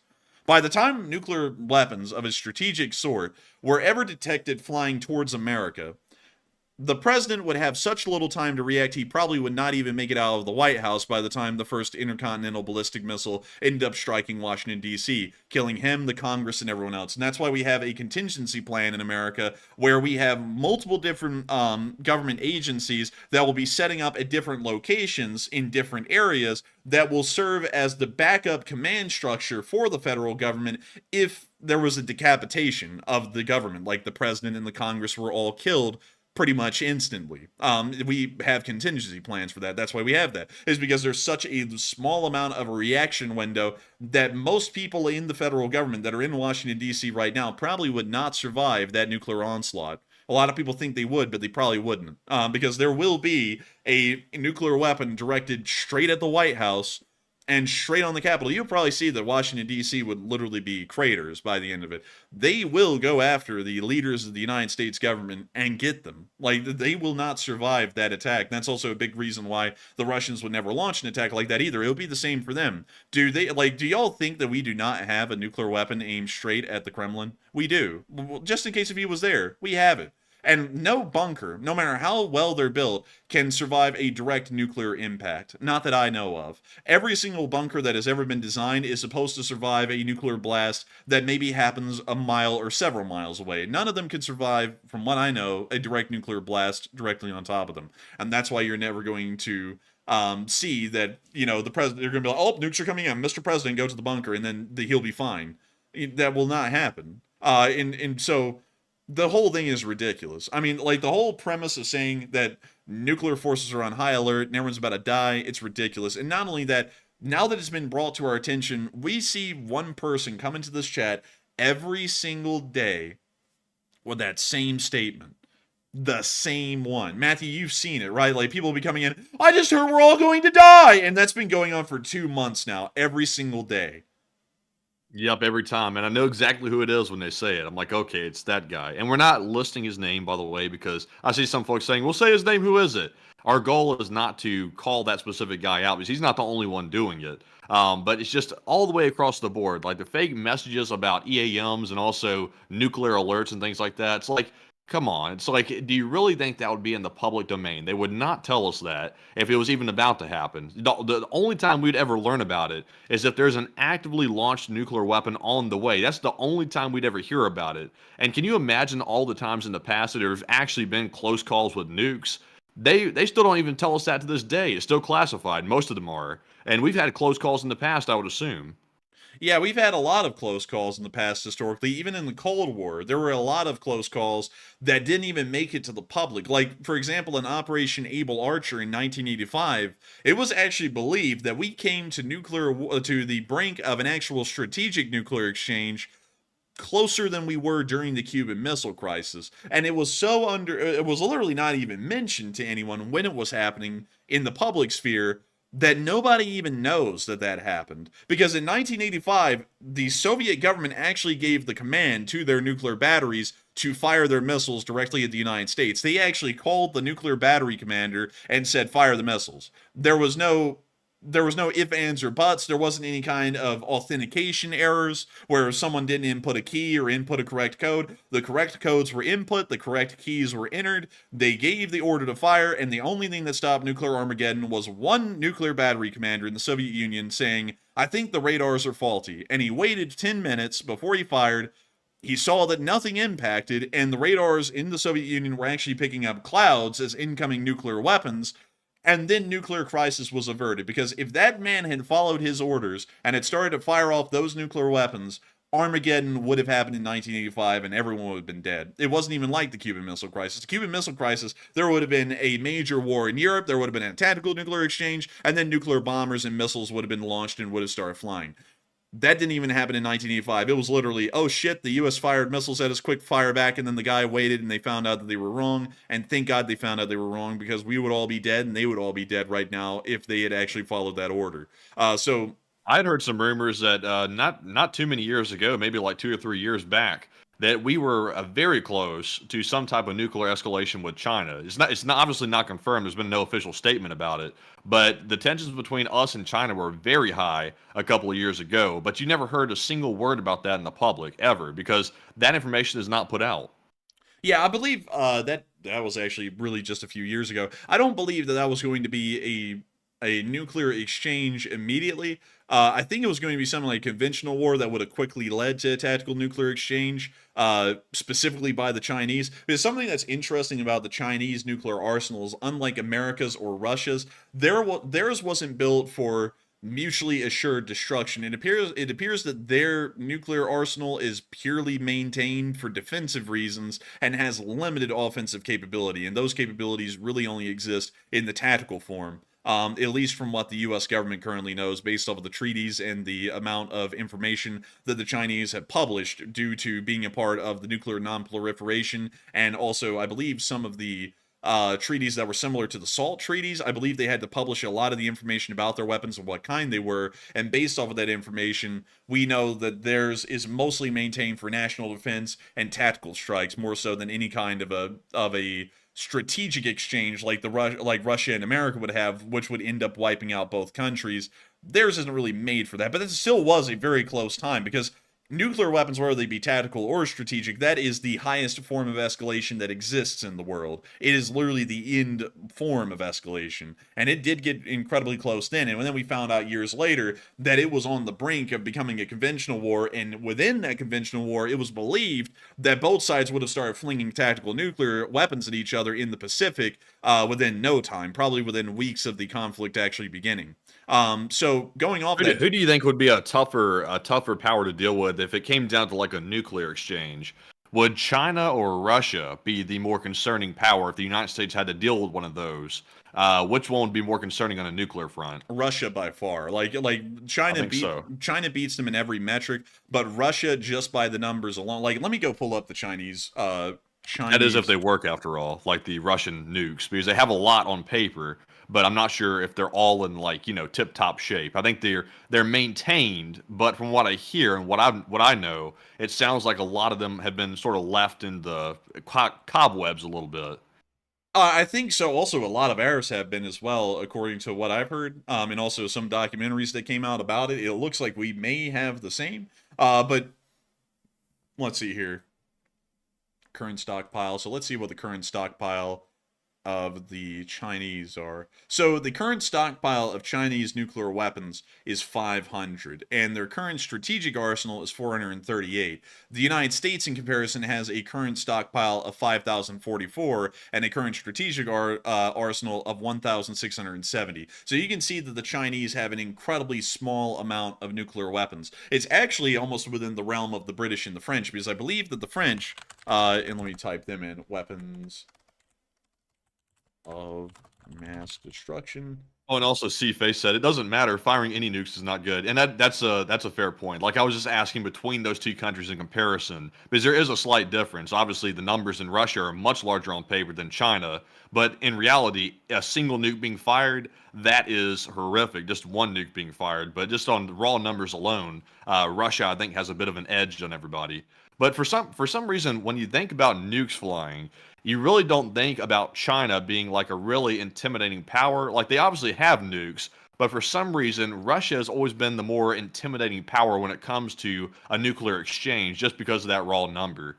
And also, really quickly, we have actually gotten a number on the French, just to give you a perspective of how big the Chinese arsenal is. The French actually have 290 operational nuclear warheads at this moment. The Chinese have 400, well, actually 500, according to their publicly stated number, which we have to assume is correct because they have to, they're obligated to report the exact number by treaty, just like the United States, Russia, France, and the United Kingdom are, along with India and Pakistan. So going off of that, you can see that the Chinese nuclear arsenal is incredibly small. Now, let's go pull up Russia weapons of mass destruction. And let me go get the exact number for that. So, the Russians currently have a stockpile, a current stockpile of 5,580 nuclear weapons. That means that they have about 500 more nuclear weapons than the United States has at the moment. Meaning that technically by number, they are the largest nuclear power in the world as far as their nuclear bombs and nuclear missiles are concerned. Which means that even if a large amount of those missiles were not working, they still probably would have more operational nuclear weapons than the Chinese do if all of their nuclear weapons were operational. So going off of that, I would say that in that instance, the Russians are a far more concerning power to deal with on a nuclear level, and that's the only thing that makes them a power or a force to somewhat be reckoned with in the modern day, is the implication of those weapons possibly being used. And we don't get to inspect the Russian nuclear weapons anymore. I think that got cut off a while back, didn't it? I think so, but I think they still have to report the exact number, and I think that the United Nations does inspect to make sure that the number is accurate, but I do not believe that U.S. inspectors get to check around and see what kind of numbers they have anymore. Yeah, I'll just be curious, not to see the exact number they have, but to just see how many of what they claim they have, how many of those actually work. Because that's the question I'm curious about. Now, I would assume that we probably haven't gotten a very thorough inspection in a pretty good while at this point, considering the relations between Russia and the U.S. are completely soured all the way. But I would imagine that a lot of their nukes probably don't function the way they're supposed to. That's my guess. I would agree. But with that, I hope that does address that the best we can. And also, really quickly, Ukrainian warplane has attacked mainland Russia for the first time in the war. And some people are wondering, is this a major escalation? And some people are saying that no, it's just another attack. Some people are saying that it is a major escalation. And some people are saying, somewhat, maybe. And so, Matthew, what are people thinking about that? And what are you thinking? All right. So it looks like 55% said no, it's simply another attack, while 27% said it's a major escalation, and 13% said, somewhat, I guess. And I don't really know why, but for some reason, this was being made out to be a very big deal earlier today by Twitter channels and also OSINT channels. But today was allegedly the first day that a Ukrainian warplane directly attacked the Russian mainland. And of course, there's been a ton of missiles fired at Belgorod specifically, and also artillery as well. But this was allegedly the first time a warplane fired a missile from the air at Belgorod. So to me, it just seemed like another attack. It was simply a new medium used today. But on Enforcer, is this really the first time that's happened? Because I could have sworn it had happened some other time before, like maybe by helicopter or something like that. Yeah, but is this truly the first time? Ukrainian helicopters attacked a fuel tank cell in Belgrade a while ago. So, at the beginning of the war, nearly, it was just a few months in. So, not really. It's happened before. It's just that, now people, I guess, have forgotten. Maybe it's the first time that fixed-wing aircraft have attacked Russia, and so now it's a big deal. I don't know. It wasn't that big of a deal to me. I was like, sounds like a normal day of business to me. Yeah, it doesn't sound like anything too major to me either. So, I guess people did forget, because I was reading that earlier today thinking I could have sworn that helicopters have attacked mainland Russia before. But I guess they're making a distinction, a very small distinction, between a warplane and a helicopter. But if it was F-16s, I could say that was a huge escalation if that was F-16s attacking mainland Russia. But it was only a Ukrainian warplane. So, to me, it just seems like another attack. And so with that, I hope we addressed that well, because I'd have to agree with Matthew. I don't even really think that's a big conversation piece. It's just another attack. I don't consider it to be that big of a deal or that big of an escalation. But moving on from that and into our location unknowns, we were able to see that a Russian buhanka set off a mine today. Fun times. Oh, Bliad! Oh, Bliad! Oh my god! It flipped over the freaking car, Matthew. Look. Oh! Boom. It held up decently well, though. Dude, that windshield wiper's still going, and that guy had to kick it. Why is he taking out his violence on the windshield wiper? It didn't do nothing to him. Oh, Bliad. Could be doing the gang. They've been busted.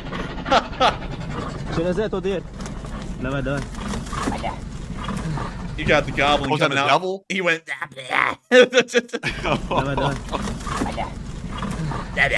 Man, that was a devil coming out of the Scooby van. Like Zoing Scoob, I think the ghost is in the van. Moving on from that into our next clip, we also got to see some Russian ammo that didn't detonate. Ой, что делать? О. Что такое? Что делать? Да заткнись ты, ебло свое заебное, блядь. I don't know who that was. Трошки не над нам туди. But luckily, it didn't blow up on him. So with that, that's the end of that clip. Nice to see the Ukrainians. Babushka came to inspect it, apparently. That was like, that sounded like a female voice, I think. Yeah, well, you know, maybe been babushka, maybe been female soldier. You never know. You never know. But we also got to see a brand new Baba Yaga. Baba Yaga Blade! And they're actually using this thing. This is a M2A4 15-pound shaped demolition charge. These things blow up pretty massively. I mean, they're actually a pretty impressive explosion. And it apparently was created for boring holes in earth, metal, masonry, concrete, and both paved and unpaved roads, just to make a clarification there. So I have a feeling that this thing is going to be pretty devastating when dropped from a Baba Yaga, but we will have to see. But moving on from that little bit of location unknown news and on to our next bit, we also got to see the Russian casualty report over the past 24 hours. And great Google Moogle! Oh, damn! They've lost a lot of tanks and 5 Bobcats. Gotta point that out. That's tremendous as well. But man, the tank losses, those are looking juicy. It's looking good. 1,270 Russian soldiers have been wounded and killed over the past 24 hours, along with 26 armored personnel carriers destroyed, 78 supply trucks knocked out, 26 main battle tanks destroyed, along with 60 artillery pieces, 37 drones, 2 MLRSs, 2 anti-aircraft warfare systems, and 5 Bobcat skid steers. Today was a great day, and we love to see it. And we love to know that the Russians are not having a fun time. Moving on from our casualty report and on into those front lines, we were able to get a couple of juicy clips. We were able to see a Russian T-80 BVM getting blown up today near Kislivka. Here's the clip. Oh! And it got blown up. Kaboom. Politburo For some reason, the chat won't let me retract the messages. For some reason, I made a really bad typo, and it won't let me retract the message. Dang. Oh, where in the world is it? I don't even see it. It's up a ways. It's like 20 chats up. Man, someone said, please stop screaming or I find our channel. Goodbye. It's like, have fun. Goodbye. And then Politburo said, USA already lost to the PLA in Korea. LOL! Did we? Because South Korea exists. Dude, look at this guy. Dude, it's a Chinese shell. Don't block him. Don't ban him yet. USA should stick to bullying Latin Americans. Doesn't China like bully everyone though? Like y'all don't even like pick a specific area. It's just everyone around you. Like, but anyways, moving on from that. Also, we had a bot come in and put in some like I think it's like Indian like symbol or something. They said, "Don't lie too hard." LOL, crying face. It's like, don't worry, we're not lying too bad here. It's just we're just giving you all that reality. He can't take it. He can't handle the truth. Dude, that guy put in a message. It read like this: "Don't lie too hard." It's just like, dang. Down. Dude, he's a little manic or something like that. But moving on to the next clip, we also got to see Ukrainian anti-air gun, a 57mm, working on some Russian positions. Keep Politburo in here, though. This one is hilarious, man. My goodness. And we can see the artillerists getting ready to fire.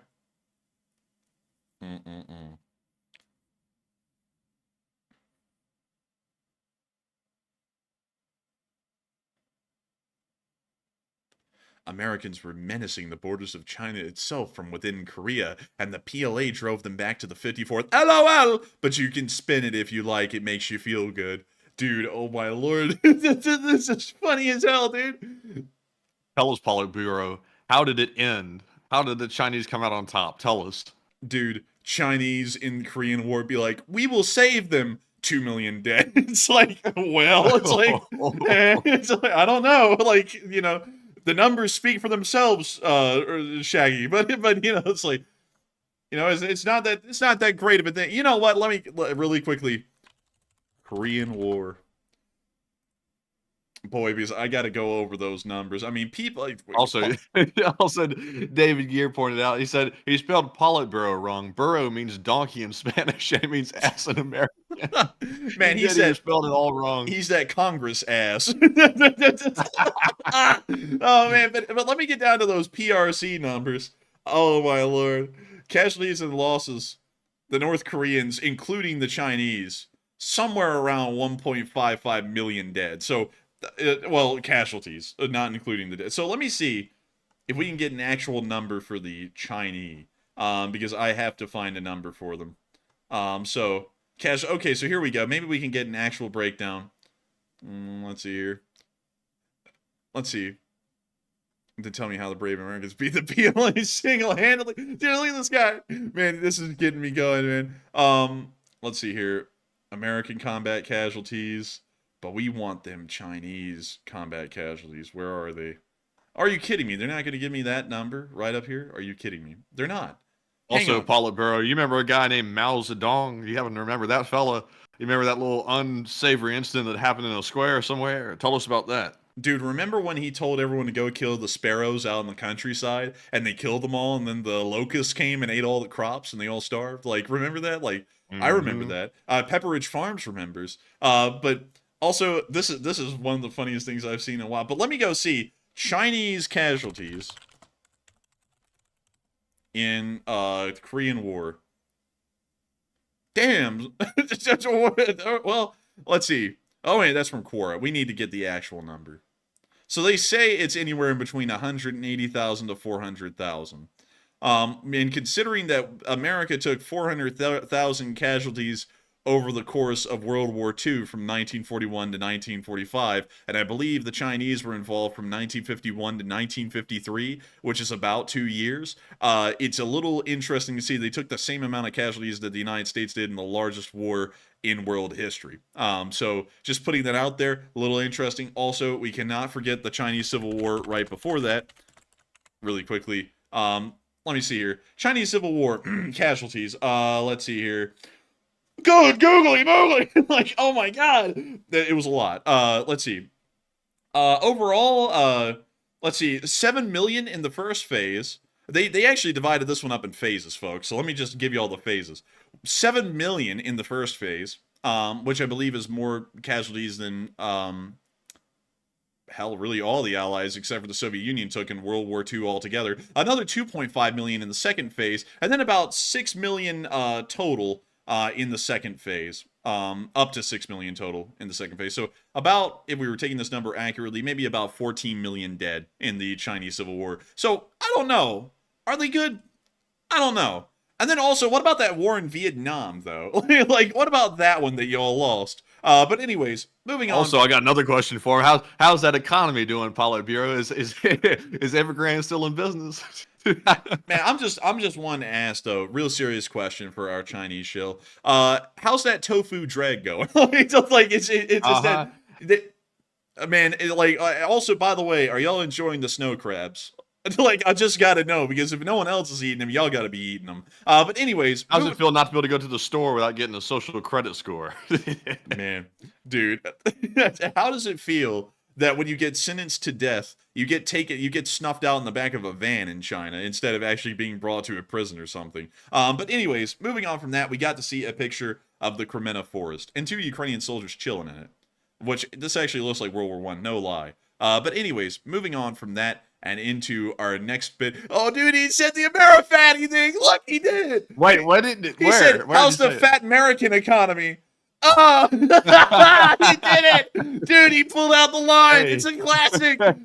Oh, my Oh, Lord. man. Put Why they Alice in resort the to chat. that? Amerifatty has returned, y'all. It's back.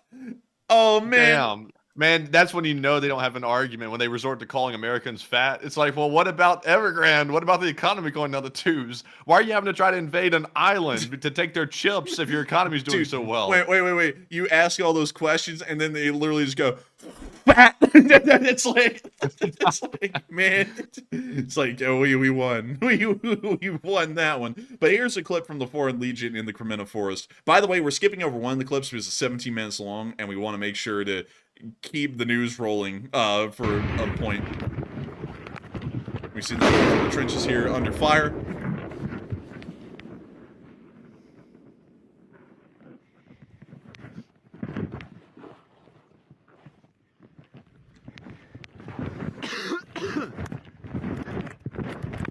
See him continuing to move through the trench.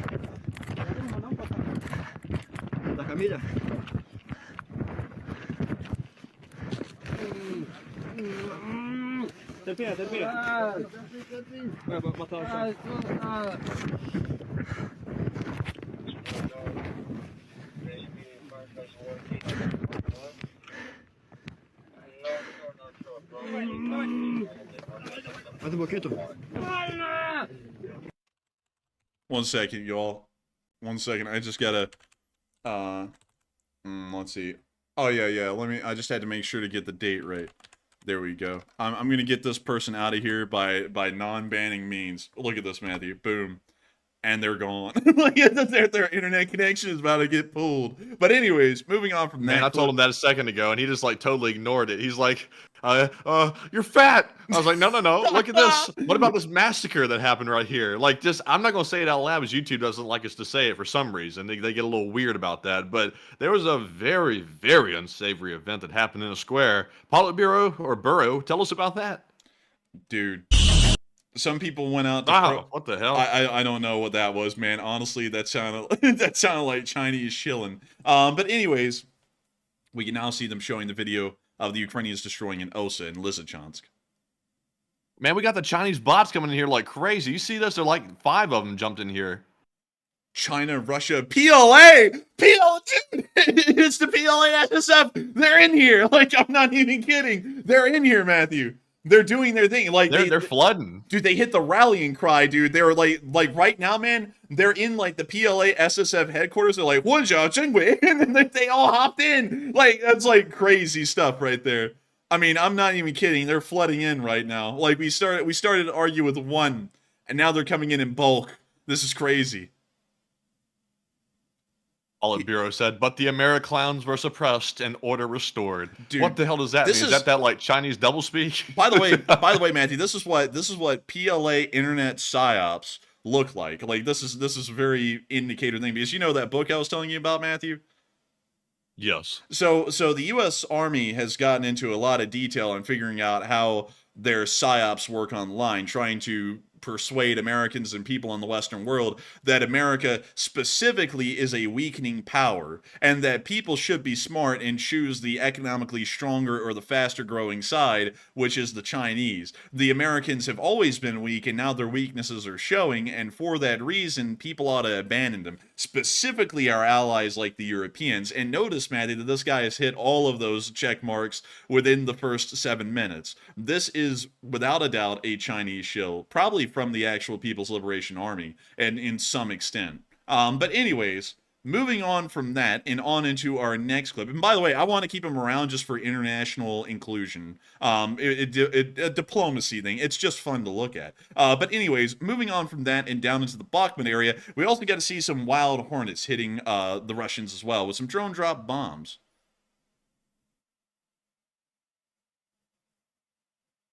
And look, man, it's hitting on America's weak. It's going to go into a civil war soon. The Russians and the Chinese are so powerful, they'll simply influence it because America's so weak. I mean, dude, it's literally the actual textbook crap that they say they do. And they're doing it right now. That's crazy, man, looking at this live. But anyways, moving on from that little clip of that drone bomb getting blown up for the most part, and moving on into our next one near Orlivka, we also got to see a Russian tank being destroyed in the Avdiivka front.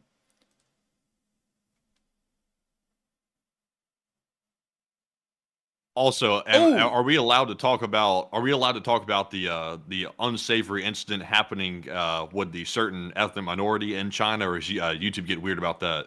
Well, the only thing we can really, because in the past they have not been a big fan of that, the only thing we can say is the ethnic group's name, and that's it. We can't really go into any more detail because then they get unhappy.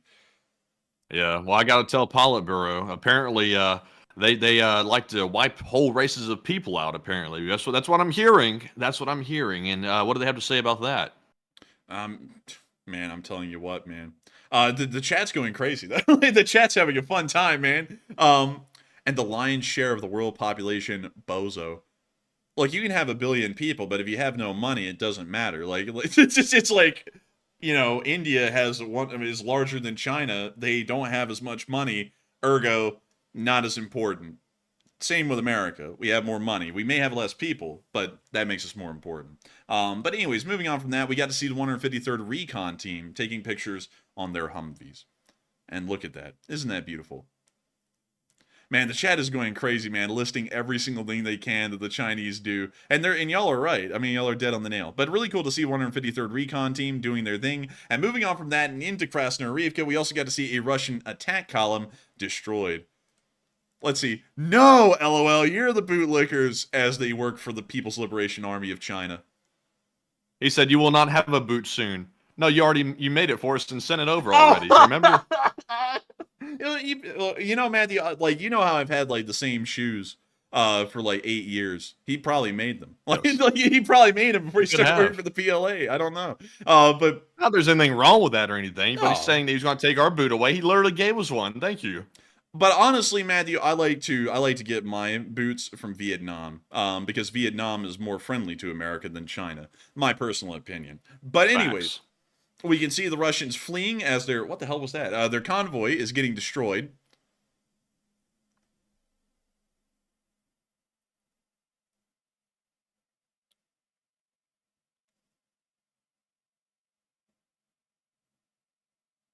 And we can see them just blowing up every single Russian vehicle in the column.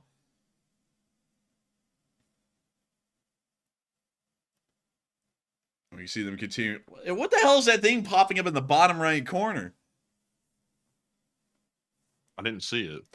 I don't know what it is. Like, it pops up for literally like a half second and then leaves. But all of these vehicles were destroyed by the 59th. Huge credit to them. They're doing incredible work in this area, stopping further Russian offensives. Moving on from that and out of the area, it's now time for us to move on down to the Star of Mayorsk, where we got to see a destroyed Russian ATS-59G tractor, which is kind of rare, but still kind of cool to see. Moving on from that and out of this area of the Zaporizhia front, it is now time for us to move up to Ukraine and get that speech from President... Wait a second. Before you move on to the speech real quick, Politburo is over here. Now he's talking about our food and stuff like that. And he's also talking about the United States is going downhill. Well, Politburo, I just heard on the word on the street that y'all were sauteing rocks over there in China and putting like seasoning and stuff on the rocks and eating them. That's what I've heard. Tell us if it's true. Dude, oh my goodness, man. Dude, the stuff this guy says, I really just want to read y'all like actual excerpts out of the ATP about China and Chinese tactics, because they went, like, Matthew, they specifically for an entire chapter or two went over Chinese psyops and exactly what they say and do, especially on the internet, to try and sway public opinion. And this guy is doing all of it. Like, he just sat there and said, what about America's weak leaders? And it's like, oh my God, it's like they're hitting it on the nail. It's like, because they always say America has weak leaders. Like, they say it whoever's in charge, by the way. It's actually not specific to any one person. You just say it about everyone. But China Wait a minute. He's saying that our leaders are weak? Yeah. But wait a minute. Xi Jinping literally banned Winnie the Pooh because people said that the character looked like him. And you're telling us that our leaders are weak? They banned a child's cartoon. Let's see.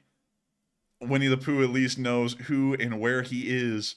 He doesn't make a fool out of the 360 million of his fellow citizens. Now that will get you locked up over there in China. Like, he's playing very, very bad with that one. Like, he's about to lose his job over this. Man, I'm telling you what, man. Man, and O2 say, when the channel's doing well, that you get Chinese and Russian bots.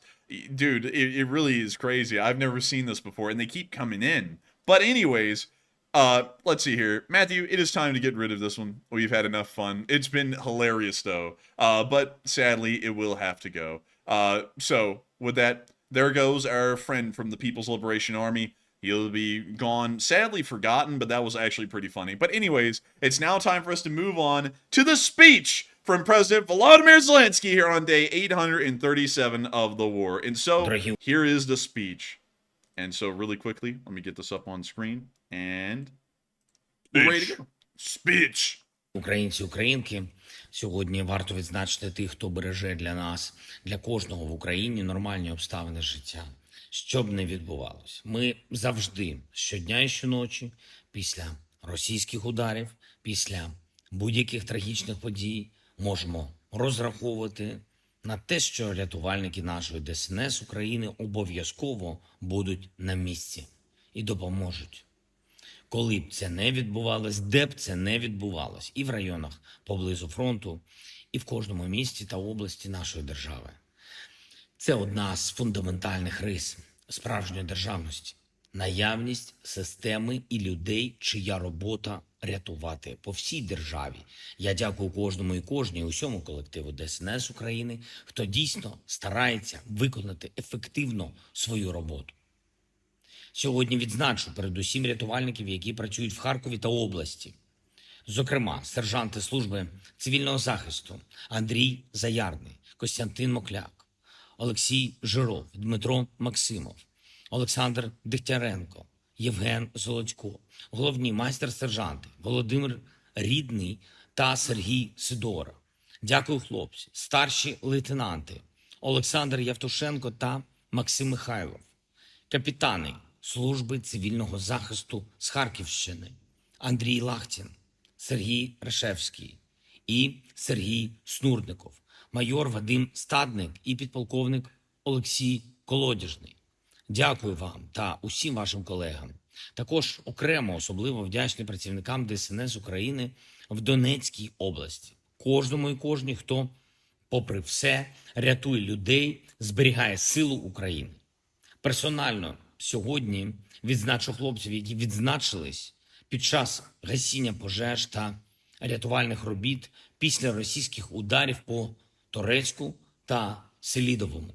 Сержанти служби цивільного захисту Олександр Павленко та Павло Захаров.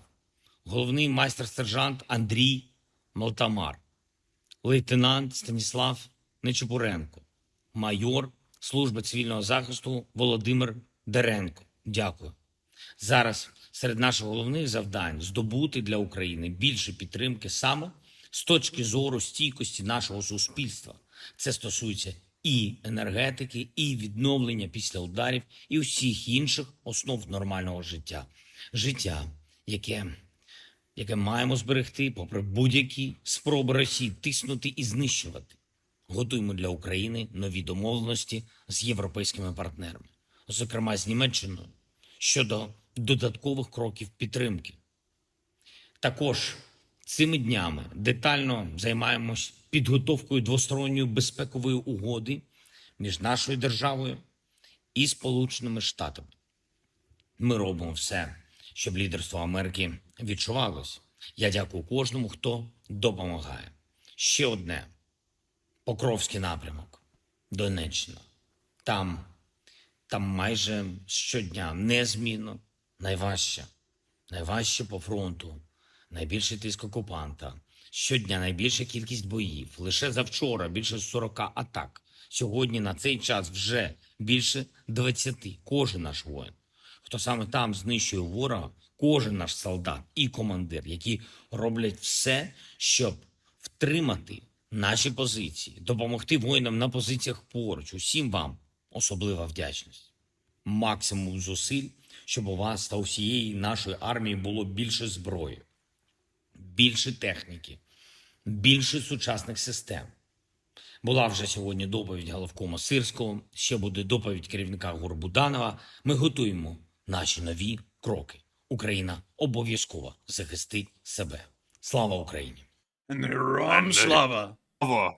And with that, that is the end of the speech from President Volodymyr Zelensky here on day 837 of the news of the war in Ukraine. And that's moving us on into the second segment of this stream, where we get to talk to all of y'all. And tonight is Sunday Night Fundraiser night.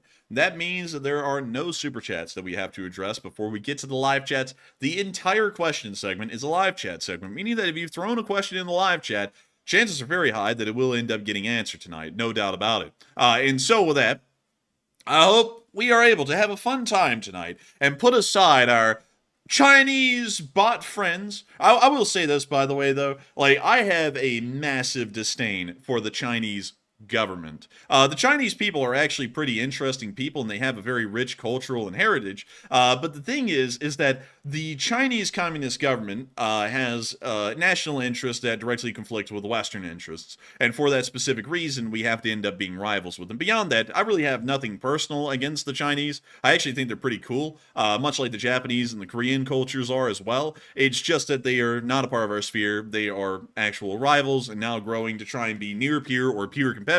And for that reason, we have to view them with a decent sense of apprehension and maybe even a level of unfriendliness, at least on a national or governmental level. But with that, I hope that does address that. My position on the Chinese is not to dislike the Chinese. Why in the world would I dislike the Chinese? I mean, they actually do have a pretty cool history if y'all ever look into it, and a pretty neat culture and all that. It's just that the modern Chinese government isn't something I'm a big fan of. You know, not really being a big fan of communism and fascism and all that kind of stuff. They generally fall under that umbrella. But anyways, moving on from that, it's now time for us to move on into that question segment. And so, what do we got, Matthew? All right, so moving on to our final question segment of the night. We have all the fun ahead of us, but first of all, also, by the way, I saw some people asking what I tell that Politburo bot in my Chinese statement there. I put it in Chinese so you would understand it a little easier. I said, you want some Old Bay for your sauteed rocks, Politburo? And curiously enough, I got no response. My feelings were hurt. But anyways, jumping in to our top donations since the last time we called them off, we are currently up to $3,739 on the fundraiser, and we're officially $739 above goal. So huge shout out to everybody for that. And also, huge shout out to Gary S., who put in a $75 donation, along with Gene Kustra, who put in a $50, and also Skip Tracer 007, who put in a $50 as well. Huge shout out to you for that. And also, let's see here.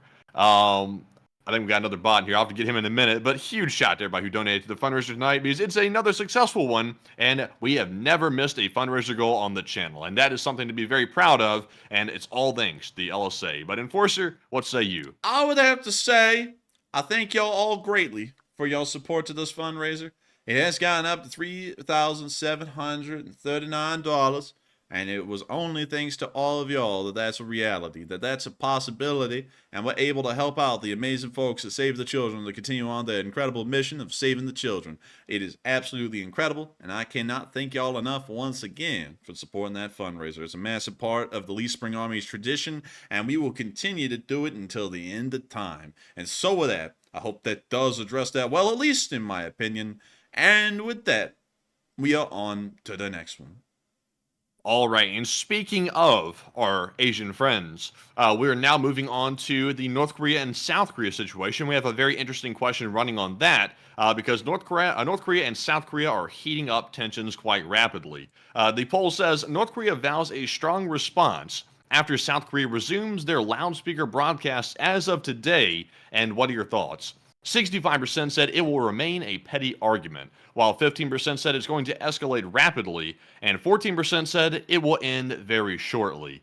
And if you were not aware, I just covered this in the short war video earlier today as well. After the North Koreans keep sending these sewage/trash balloons over the border and they keep blowing up on South Korean territory, South Korea was getting very tired of that. They threatened to turn the loudspeakers back on. The North Koreans sent more trash balloons, and now the loudspeakers are officially turned on. They're blasting K-pop. They're also blasting the Samsung market share value, which is very horrifying.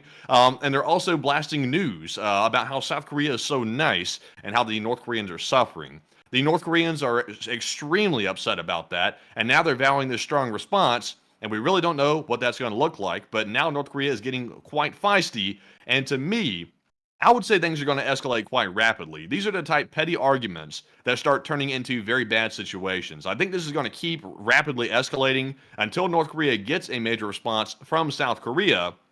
And as we know, the South Koreans have put their military on high alert, and they're prepared to do something to protect their territory. We're not really sure exactly what the details are, but it is heating up quite a bit. And we have been told by Western analysts that North Korea is preparing some type of provocation, which is presumably at the whim of Vladimir Putin, to try to distract from the war in Ukraine, and that could be coming in the next few months. So this could be the prelude to it. But Enforcer, what say you? I would have to say I actually believe that it would remain a petty argument. And I actually have to disagree with you because inter-Korean relationships always seem to look like they're almost about to kill each other, and then they don't. I don't know if you know this, Mandy, but the North Koreans actually did conduct an attempted assassination on the president of South Korea back in the late 70s, and they failed. They actually had a special forces team infiltrate the border, move to the Blue House, which is the South Korean version of the White House. They attempted to kill the president. They did not, and I believe the entire special forces team ended up getting killed in the end while they were trying to flee back to North Korea. There have been other times that major escalations have happened too. In 2002, there was actual artillery fire that was exchanged across the border from both sides, from South and North Korea at each other. And there was also a small naval engagement that occurred just outside of Seoul to its west coast that ended up leaving multiple sailors dead on both sides. So I would say that it would look like it was majorly escalating if this was any other corner of the world, but for them, this looks like a petty argument, and it will most likely remain that way. Even if it did end up coming to blows, it most likely wouldn't go into a full-on conflict, because in the past, it never did, and I don't think it will even now. And so with that, I personally think that you're right. In the past, it hasn't happened like that. But I think right now, I think North Korea is looking to start a provocation because, to me, the whole trash balloon thing really doesn't make much sense. The North Koreans obviously hate the South Koreans because of huge governmental differences. That's obvious. But the trash balloon thing is so stupid, and they keep doing it, and they won't stop doing it. If they wanted to simply piss off the South Koreans, they could have done it once or twice and then stopped. But they keep on doing it because they're really, in my opinion, looking for a reaction. They want to get South Korea to do something back in return to North Korea, so that way it looks like North Korea is more justified in doing whatever provocation they want in the future. And also, I'm not sure if Putin has met with Kim Jong-un just yet or not, but there is a meeting that was scheduled or it's upcoming between those two leaders. And that's kind of weird in itself. Why is Putin wanting to meet with Kim Jong-un in person, just like he did with the Chinese, who are also starting escalations with Taiwan, unless he wants something to actually happen? That could be what he's discussing. maybe it could be, but then again, there isn't any inherent benefits for the North Koreans to do anything to South Korea. They would be expending a massive amount of manpower, a massive amount of resources to probably not gain anything in the end and not really get anything from Russia in return. So I have a feeling that whatever they're talking about, it's probably actually something that pertains to trade more so than telling North Korea, okay, go. And also on top of that, the Russians hardly give them anything in the first place right now for them to even have enough sway on them to go, okay, go. And then have them go to war with South Korea for really no reason, at least in my opinion. I really think that there's not going to be a lot that comes out of this, to me. Because there's just so many instances in time where things have gotten far more serious than turd balloons and turning on speakers. There were actual moments where they actually started shooting at each other, trying to kill the other's president, and it still ended up not creating an actual war situation.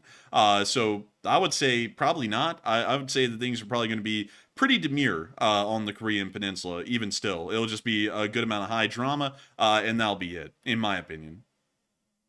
It's possible. I personally, I'm hanging my hat on something's going to happen. Not saying that all-out war is going to happen because that would be a little bit too extreme.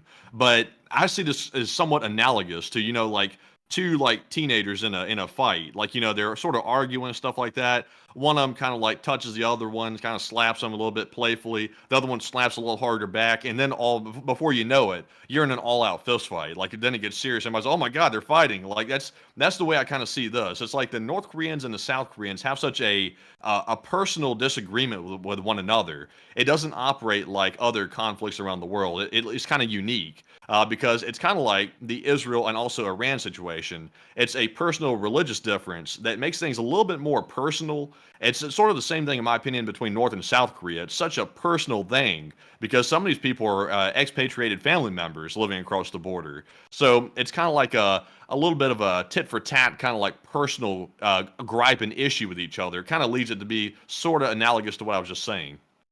Maybe so. I guess honestly, we'll just have to wait and see if anything does happen. Matthew's hedging bets something will happen, and I'm saying that nothing. Like, well, when I say nothing's going to happen, oh my god, wait a minute, hang on, dude, no way that someone said What? you're delusional with that name. The person that you just banned, dude. Did you see that name? I think he called you delusional.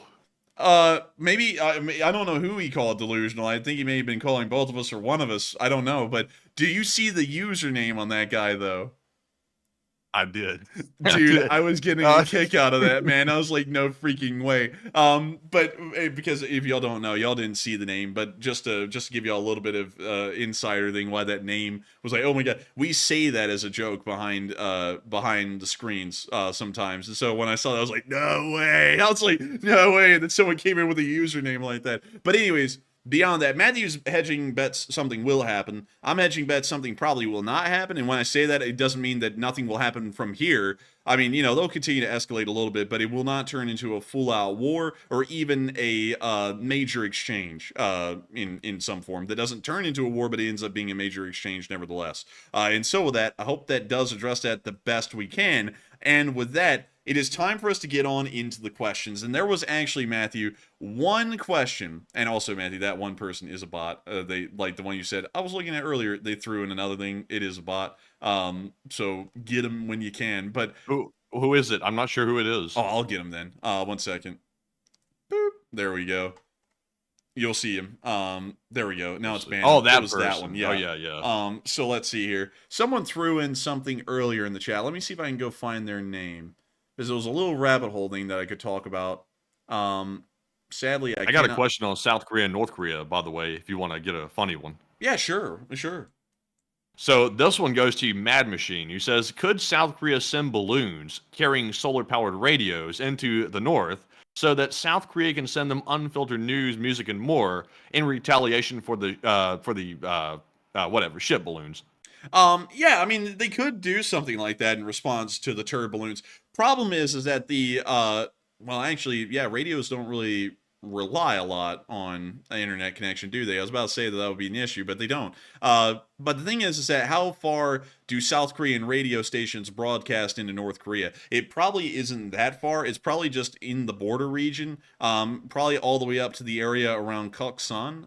Why in the world are these names? Like, whenever I say these names, they are so... Because it was either that or Cum Gang, and it's like, which one am I supposed to work with here? Like, you know, it's like, I can't say either of them without sounding like an absolute geed. But anyways... and then we got, well, anyways, we got another one that I can't read right there. Like, I can't read any of these, but the radio signals probably only go that far into the country, into the areas where it sounds like you're saying explicit words, but they're just town names. Like, it goes into that area of the country. But I don't really think it would expand through the rest of it.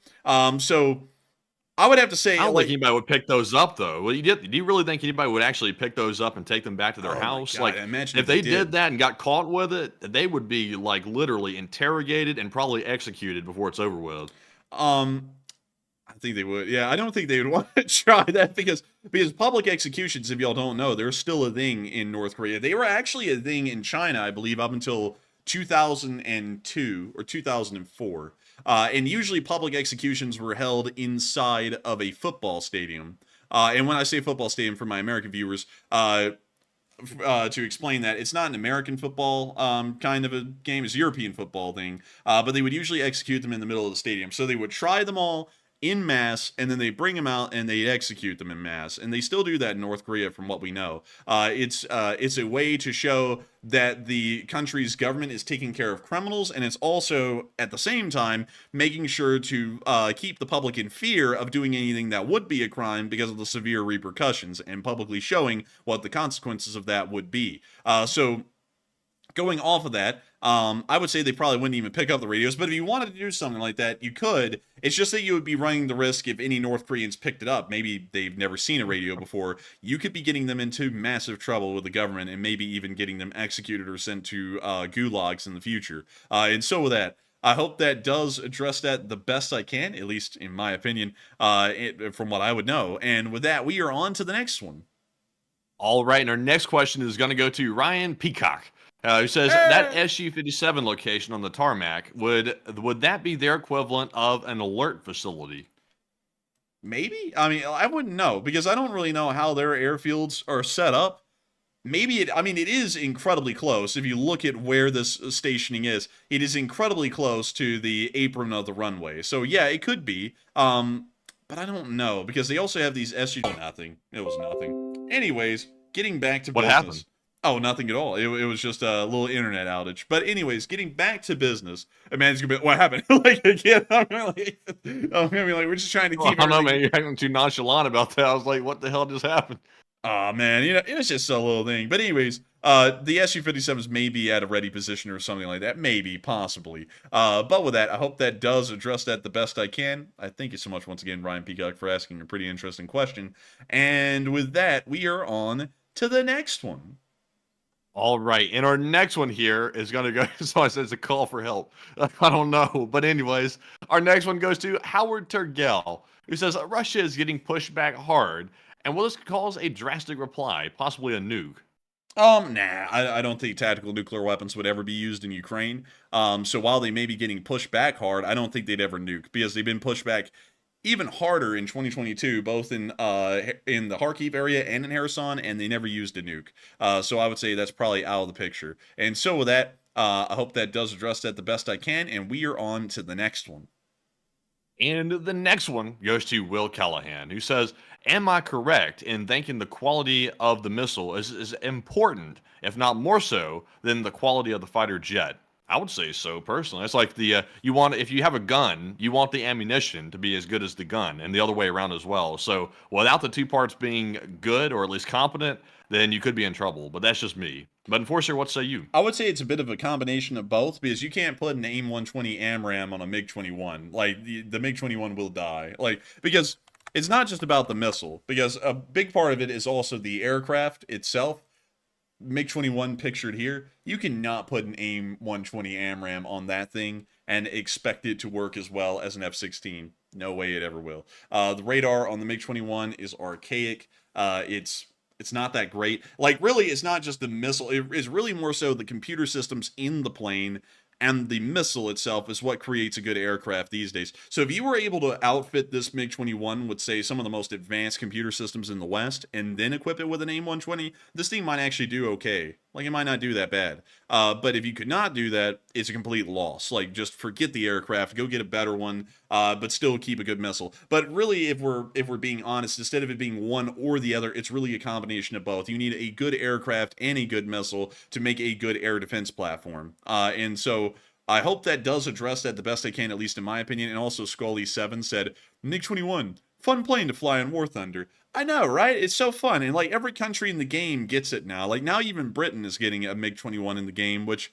seems kind of stupid, but they're getting it as, I believe, the Indian version of the MiG-21, which is a J7, which is actually provided by China, but then China got theirs from Russia, well, actually the Soviet Union, and then they reverse engineered them and created the J7. Do y'all want to see a J7, a Chengdu J7? I bet y'all do, because I'm really going to blow some minds. Wow, it's a MiG-21. It's a Chinese MiG-21, and they made a whole bunch of these, but let me see here if I can get the J7D, because it literally is just a MiG-21 SMT. Let me see here. F7GS. Is that one? No. They almost made all of theirs like the MiG-21 F13, but here's a really crappy MiG-21, or a J7 if you want to call it that, with the People's Liberation Army Air Force markings on the wings. And you can also see a MiG-19 right there as well. I believe they call those a Q5 in the Chinese Air Force. And also, apparently, we have a couple of these. Huh, interesting. I wonder where we got them from. But let's see here. Can I show y'all another cool Chinese aircraft? Let me think. Let me think. What would be another intro? The J8. Yeah, that one's something else. This thing. It's a tube. Ugh. Ugh. Dude, it sounded like it sounded like you're about to make like those Chinese vowel sounds. You're about to go ooh, something like that. I was like, oh, whoa. But here's Minus 9,000 on the social credit score if you're getting that. let's see here. Can I find you a more interesting looking one? Can I? Also, you by wanna... the way, I've got a question for you. Mhm. Here's what's the loudest military aircraft in the world? Let's see if anybody else get this as well. What is the loudest? Are you talking historically or currently in service? Currently in service. Let me think. I would take a guess. I wouldn't know this off the top of my head. But Daniel Miller got it, but go ahead. What were you going to say? The F-15? Nope. It's the Tu-95 strategic bomber that Russia has. By far the loudest military aircraft in service currently. It also, an aircraft that was never produced was the Republic XF-84 Thunderscreech. Yeah. That one was never produced, but it was the loudest. But of course, it's not in current use, and it's also never produced, so it doesn't count. But the Tu-95 is by far the loudest, and Russia holds the title for that. I'm not sure if that's a bragging right, but they hold the title. I don't think it's a bragging right. I think it's bad design. Like, because we got rid of the Thunderscreech, I think specifically because it was loud and difficult to maintain, but extremely loud. It was so loud, it actually would cause deafness for ground crews. And so, we're really quickly getting off that, Matty. This is a J11. Doesn't that look familiar? It looks like ours. No. F-18. No, that's a copy of an Su-27. Looks like ours, though. Dude, that's literally an Su-27, dude. It looks like an F-18. Bro, how does that look like an F-18? like, how, really, though? Like, how does that look like an F-18? That does not look at all like an F-18. Like... Pull it up. Pull it up, Jamie. That does not at all look like an F-18, dude. Like, that is a totally different plane. No, it actually looks pretty close to me. How in the world? Like, how in the world are you getting that, though? Because, like, the air intakes are not recessed below the fuselage. They're actually in the fuselage. Then also, on top of that, doesn't have this giant boom sticking out from behind the jet engines back there. And on top of that, the vertical stabilizers are canted at an angle instead of being directly vertical. And on top of that, the cockpit is a completely different shape as well. And then also, the if you start nitpicking it, there's a difference. But to me, like, Dude. overall, like, look at the rough shape. You see the rough shape? You see? Look at it. Like, you see this one right here? Nice rough shape. Then you look at the F-18. Nice rough shape. Looks pretty similar. Dude, this is... put up a poll on that. I want to see a poll. Do the F-18 and the Su-27 look similar? Oh, I'm going to yes lose. No? I'm not even putting that poll up. Dude, like, there is no... Like, okay, let me go pull this up really quickly because... Like literally, dude, it's a license-built version of the Su-27 right here. It's a license-built version. It's the same plane, pretty much. Let me get a side profile of it to better show that. Do they have a side profile? Oh, and here we go. Like, literally, China. China was the first foreign operator of Su-27 and the only country to acquire the fighter before the fall of the Soviet Union. And then they turned it into the J-11. And so that's the J-11. It's literally just a license-built version of the Su-27. So I was like, you know, I've never been a troll, but like I have to do a little trolling from time to time. I'm not gonna lie. Like, after I saw the picture of it, I was like, okay, they don't really look that similar. But I had to troll just a little bit because I had to see the reactions here. A couple of people were like, oh, whatever, like whatever. I saw a couple of people get violent. They're like, they're not the same. They're not the same. Damn it. I was like, there they go. They're going crazy. Dude, when you said that, though, dude, I literally had, like, a stroke. I was like, dude, these are totally different planes. Like, there's no way you can mistake these. Like, dude, if you were a part of an anti-aircraft gunnery unit, you do not need to be the spotter, dude. You would be like, that looks like a friendly plane to me, and it could be a Chinese plane just flying, like, right over. But I'm glad to know that you were trolling, man, because I was like, what the hell? I was like, no way that he said that. Also... I've never seen a J-15 before. What the hell is a J-15? Is this their version of an Su-33? They have no good pictures of this thing.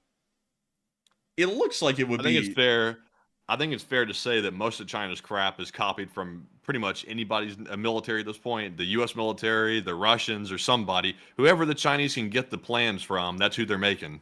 Um, it really more so is Soviet, from what we can tell. And also, one thing that's really interesting is that the Chinese, even in their most modern MBT designs, and I'll show you the ZTZ-99, which is their most modern main battle tank that is currently in service. This is it. This is a ZTZ. Let's see. It's a ZTZ-99. I'm trying to think of the actual designation for this one. What is it called? It's a ZTZ-99A, I believe. But this is the most armored up and upgraded version of the ZTZ-99. When you see this thing, dude, it is so freaking long. Like, without, like, all of the additional armor. Let me see if I can show you. These things are long, dude. Like, they're so short, but they're so freaking long. I think they're as long as an Abrams, but I think they're, like, 2 or 3 feet shorter than an Abrams in height. So, really whack, like, in dimensions. But anyways, beyond that, this tank was designed and introduced into service in 2001, I believe. And the Type 99A has been in service since 2011. But what is really interesting about this vehicle is that it has the exact same ammo carousel that all Soviet designs have. And it was made in 2001, which is showing that they're not copying Western designs or American designs more so in the ground forces and in the air forces.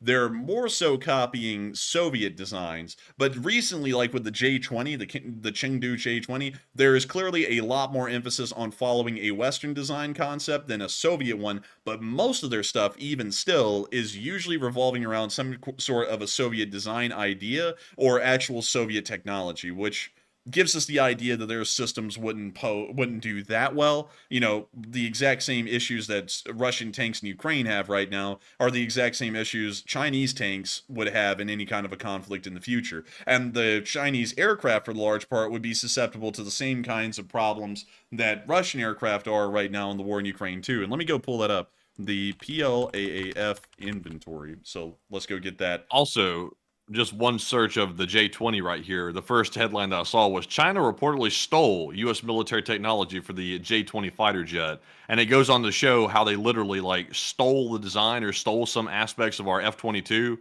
to actually build that thing. Like some technology is copied directly from that aircraft. Yeah, well, I mean that's nothing new. But I'll show you one that happened way back in the day. The Aardvark pictured here, and then the Su-24. The Su-24 is actually largely a copy of the F-111 Aardvark. Like, it was actually admitted by the Soviet Union after the collapse in 1991. All of the designers involved in the Su-24 project talked about it, and the main designer actually wrote a book, and he said, at the Paris Air Show, there was an F-111 on display. I took a photo camera, and I took about I think he said something like 1,000 pictures of the F-111, went back to Russia with them, and we pretty much just copied the design and came up with the Su-24. And then they also integrated some French design ideas into the fuselage as well, but this was pretty much made as a direct copy of Western technology as well back in the day. Straight off, literally a ripoff of the F-111 Aardvark, but that doesn't mean that it's good. This thing is actually far less capable than an F-111 Aardvark in almost every single way, especially considering that a lot of the information about this thing was leaked out to the West during the collapse of the Soviet Union. We found out that this thing was pretty bad. It was not going to compare to an F-111 any day of the week, but nevertheless, they still made it, and I believe that's the same thing with the J-20. They may have taken a lot of pictures and observed a lot about the geometry and shape of the F-22 and copied a lot of that, but the computer systems and all the internals inside of the J-20 are probably different or maybe not as capable as the F-22, because you're not going to be getting access to any of that at all easily, considering that all of that is manufactured and designed here in America, and most of that is going to be contained and hidden behind millions of NDAs that all of these companies working on these projects will make sure to enforce militantly to keep their trade secrets going. Yes, and also by the way, like I sent you a message on Discord, by the way, it's a link to an article. If you want to see like exact side-by-side pictures of the copied aircraft, like click on that link and like show that to the audience, because that's pretty crazy to see. Like literally, they copy plans side by side. Like they'll go through like one by one. There's the J-10, I think. But is that really a copy though? Because this thing has forward canards and also a completely different fuselage shape. Like, that doesn't really look I mean, it's like... not completely different. It looks pretty similar to me. I mean, I mean, you can always say there's like differences between everything, but I mean, this thing looks pretty similar to an F-16. Like, I'm with Popular Mechanics. Like, listen, Popular Mechanics has the same eyesight I've got going. They said, look at the rough shape. They said it matches. Let's see. Let's see. This would be... Um, I'm not going to lie. I'm not seeing it with the J10. Like, I'm gonna have to disagree. It looks different enough. Like, everything about it looks different to me. I mean, like, the front nose cone looks fairly different. The air intake is shaped differently. It has forward canards, which is a huge design change. I mean, like that. Like, this would be like saying the Eurofighter Typhoon and the F-16 are similar. I mean, they kind of look similar, but they're completely different. Like their airfoils are completely different. Like, it would take a completely different design process to get to the J10 from the F-16. So, I mean, I don't know. Like, I don't know. I mean, maybe in some aspects, but in most, it does look a little different to me. But let's see here. Wait, hang on. Did they say that they... Let's see. Oh, wait a minute. So, yeah, this is dead on. Literally, though, these were bought. Like, they bought some Su-27s from the Soviet Union, and then they just started license building them afterwards. So this one is a clear giveaway, and obviously, it literally is an Su-27. I mean, the J-11 is an Su-27 all the way. So there's nothing really new there. The J-15 and the Su-33... Okay, that's what I was saying earlier. I said the J-15 looks a lot like an Su-33. Apparently, it is. So that, yeah, I could see that, no doubt. It's literally an identical airframe. But notice this, though, Matthew. Notice that the J-11 and the Su-27 are identical in appearance, and the J-15 and the Su-33 are identical in appearance, but the J-10 and the F-16 are not. And that's what's leading me to believe it's not necessarily a complete copy. You know, because, like, China does directly copy things. Like, they copied the Black Hawk and the Humvee, which you can't even deny that. Those are literally just straight-up ripoffs. But this is different enough. It's like, it's hard for me to see the ripoff argument, because it is different enough that it looks like it's original a little bit. I don't know if a mechanic, especially a Popular Mechanic, tells me they look pretty similar. I'm going to go with the Popular Mechanic. Okay, now I can see this one. But then every drone in the world looks similar. Like, the Russian Orion looks pretty similar. And the Wing Long looks pretty similar, too. But, you know, I guess I could see that. Is that the Wing Long? Let's see. Do they... That's the K-Hong.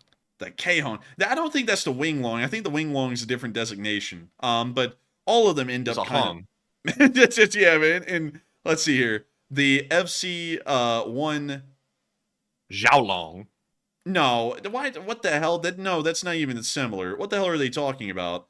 And this, oh my god, that's not similar. Like, I'm not going with that. All right, the air intake is completely different. The fuselage is a completely different shape. The vertical stabilizer is completely different. It looks like the elevators are actually at a lower position on the fuselage than the MiG-21. Totally different plane. Like, yeah, it's a single-engine fighter, and it's a smaller size, but that is not even close to a MiG-21. I don't even know where they got that from. And on top of that, why in the world would they copy the MiG-21, considering that they have MiG-21s? Like, that makes no sense. Like, okay, that one I don't even get.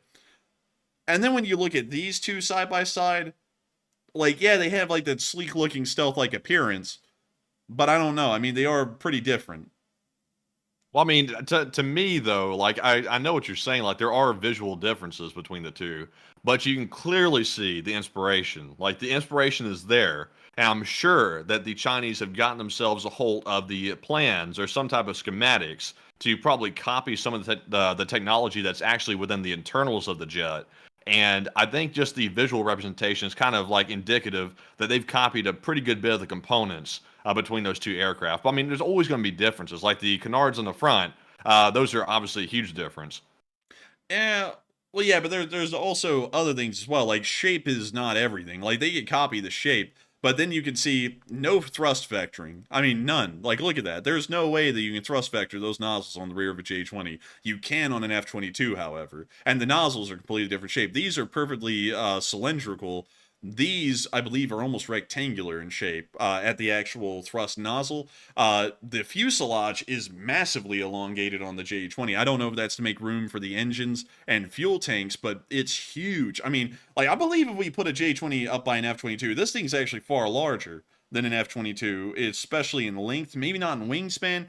The canards are completely different. And once again, getting back to that, putting canards on a plane usually completely changes the fuselage shape, which you can see here, and also completely changes the airfoil, meaning how does this plane interact with the air when it's flying, and therefore requires a very radically different design process to reach a similar result. That's why you see that planes with canards, most of the time, end up having a pretty interesting shape, and usually the main wings are more rear to the back of the fuselage, which requires a lot of technical component changes inside of the plane to make that work. It's like an M4 versus a bullpup. Very, very different designs. Yeah, you can make them all black and make them look cool, and they will kind of look similar if you black them both out, but at the same time, completely different internals and a completely different way that both of those rifles work, although they are both fundamentally somewhat similar. I would say that J-20 is not a direct copy of the F-22. Like, it takes a lot of inspiration from it, sure, but I don't think this thing has the same kind of abilities that an F-22 would have, and even then, the F-22 is not that great, and that's why we're already planning on retiring them, I think, by the end of this decade, and just fielding F-35s completely. But, yeah, I don't know. Like, let's see, hang on. Let's see, was purposely built, were stolen by a Chinese national, aside from one. Oh, so they actually they did get the schematics, apparently. Apparently. Thanks to, let's see, but similarities, oh, here we go. The similarities seem to end with the aesthetic, and Popular Mechanics agrees right there. The similarities only lie in the appearance of the planes. Beyond that, there's probably nothing similar at all about them. I mean, I don't know. I mean, like, it may be different. It may be comparable in performance to an F-22, but everything inside of it's different, but still, it's not really a direct copy, because in the modern day, so much is actually put into the computer systems of an aircraft that the computers are a major element of whether something's a copycat or not. So while this plane could look similar, the computers could be way behind, or they could be similar but really different in how they operate, and for that reason, it could be almost a completely different plane. Interesting. Also, what's the next one they've got? What's the next close one? Let's see. The J-31. Okay, now, yeah, well, actually, no, I would say that looks actually more like an F-22. Like, look at the, well, actually, you know what? No. The YF-23 Black Widow, I think it kind of looks a little bit like that, at least in the vertical stabilizer category, because look at those vertical stabilizers and how they have that little section near to the bottom aft part of the vertical stabilizer that kind of bows out backwards. That was found on the YF-23. So it looks like they were visually copying that kind of design for the vertical stabilizers. And then as far as the rest of the fuselage goes, it does look a bit like an F-35. But let's see if we can find a better picture of this. So let me go to, let's see, what's it called? A J-31. They don't even have this thing on Wikipedia. J-31 fighter. They do not have it on Wikipedia. Where in the world did they find this thing? It's a secret. Let's see. We're going to type in J-31 fighter. Okay, so they call it the FC-31. That's kind of ugly, I'm not going to lie. This thing is really ugly, actually. It looks like it's mixing together elements of the F-22 and the F-35 into one plane. Like, I'm not going to lie. It looks like that. Yeah, it looks like it's really just a bastard. Let's see. So it's okay, so hang on, y'all. This thing is apparently a dead end, because it says its first flight was in 2012, and its status 12 years later is still a prototype. That is insane. Like, usually something would be introduced in the service if it was a successful model years after its first flight. It's 12 years later now, and it's still not in the Chinese Air Force. This thing died on arrival, apparently. So I'd like this one. I think this was like a bastard child idea of putting together the F-35 and the F-22 and seeing where it would go, and it ended up apparently being a failure, so they just ditched the entire concept. But this thing is horrendous. Like, I don't like it. But with that, I hope... Very ugly. Yeah, Matthew and me are just both like, very ugly. Yes, ugly. Oh, yeah. Like, we're both doing that over and over and over on the plane. But anyways, with that, getting back to the Chinese Air Force really quickly, because that's where this all started. The J-20, I believe they have, here we go, 210 of them. They have 280 J-16s, which are kind of like an Su-30. They have 245 J-11s. They have 588 Jingdu J-10s. Which I believe are the one that they said was copied off the F-16. And now that you can see this here, Matthew, I think you have to agree with me. This doesn't really look like an F-16. Yeah, it really doesn't. The air intake looks a little bit off. The nose is a little bit off. Now, you know what Something I about would the say? proportion seems a little bit off too. It seems a little too stubby for to like really match. You know what I'd say this really looks like? This looks more like a Eurofighter Typhoon, in my opinion. And let me show that really quickly. Let's see, let me get a good picture from the front. I'm sure they have one. They're saying it's an Israeli Lavi.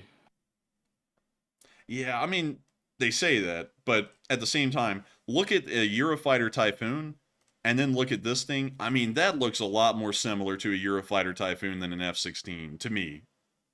I mean, whatever it is, it's not original. I can tell you that.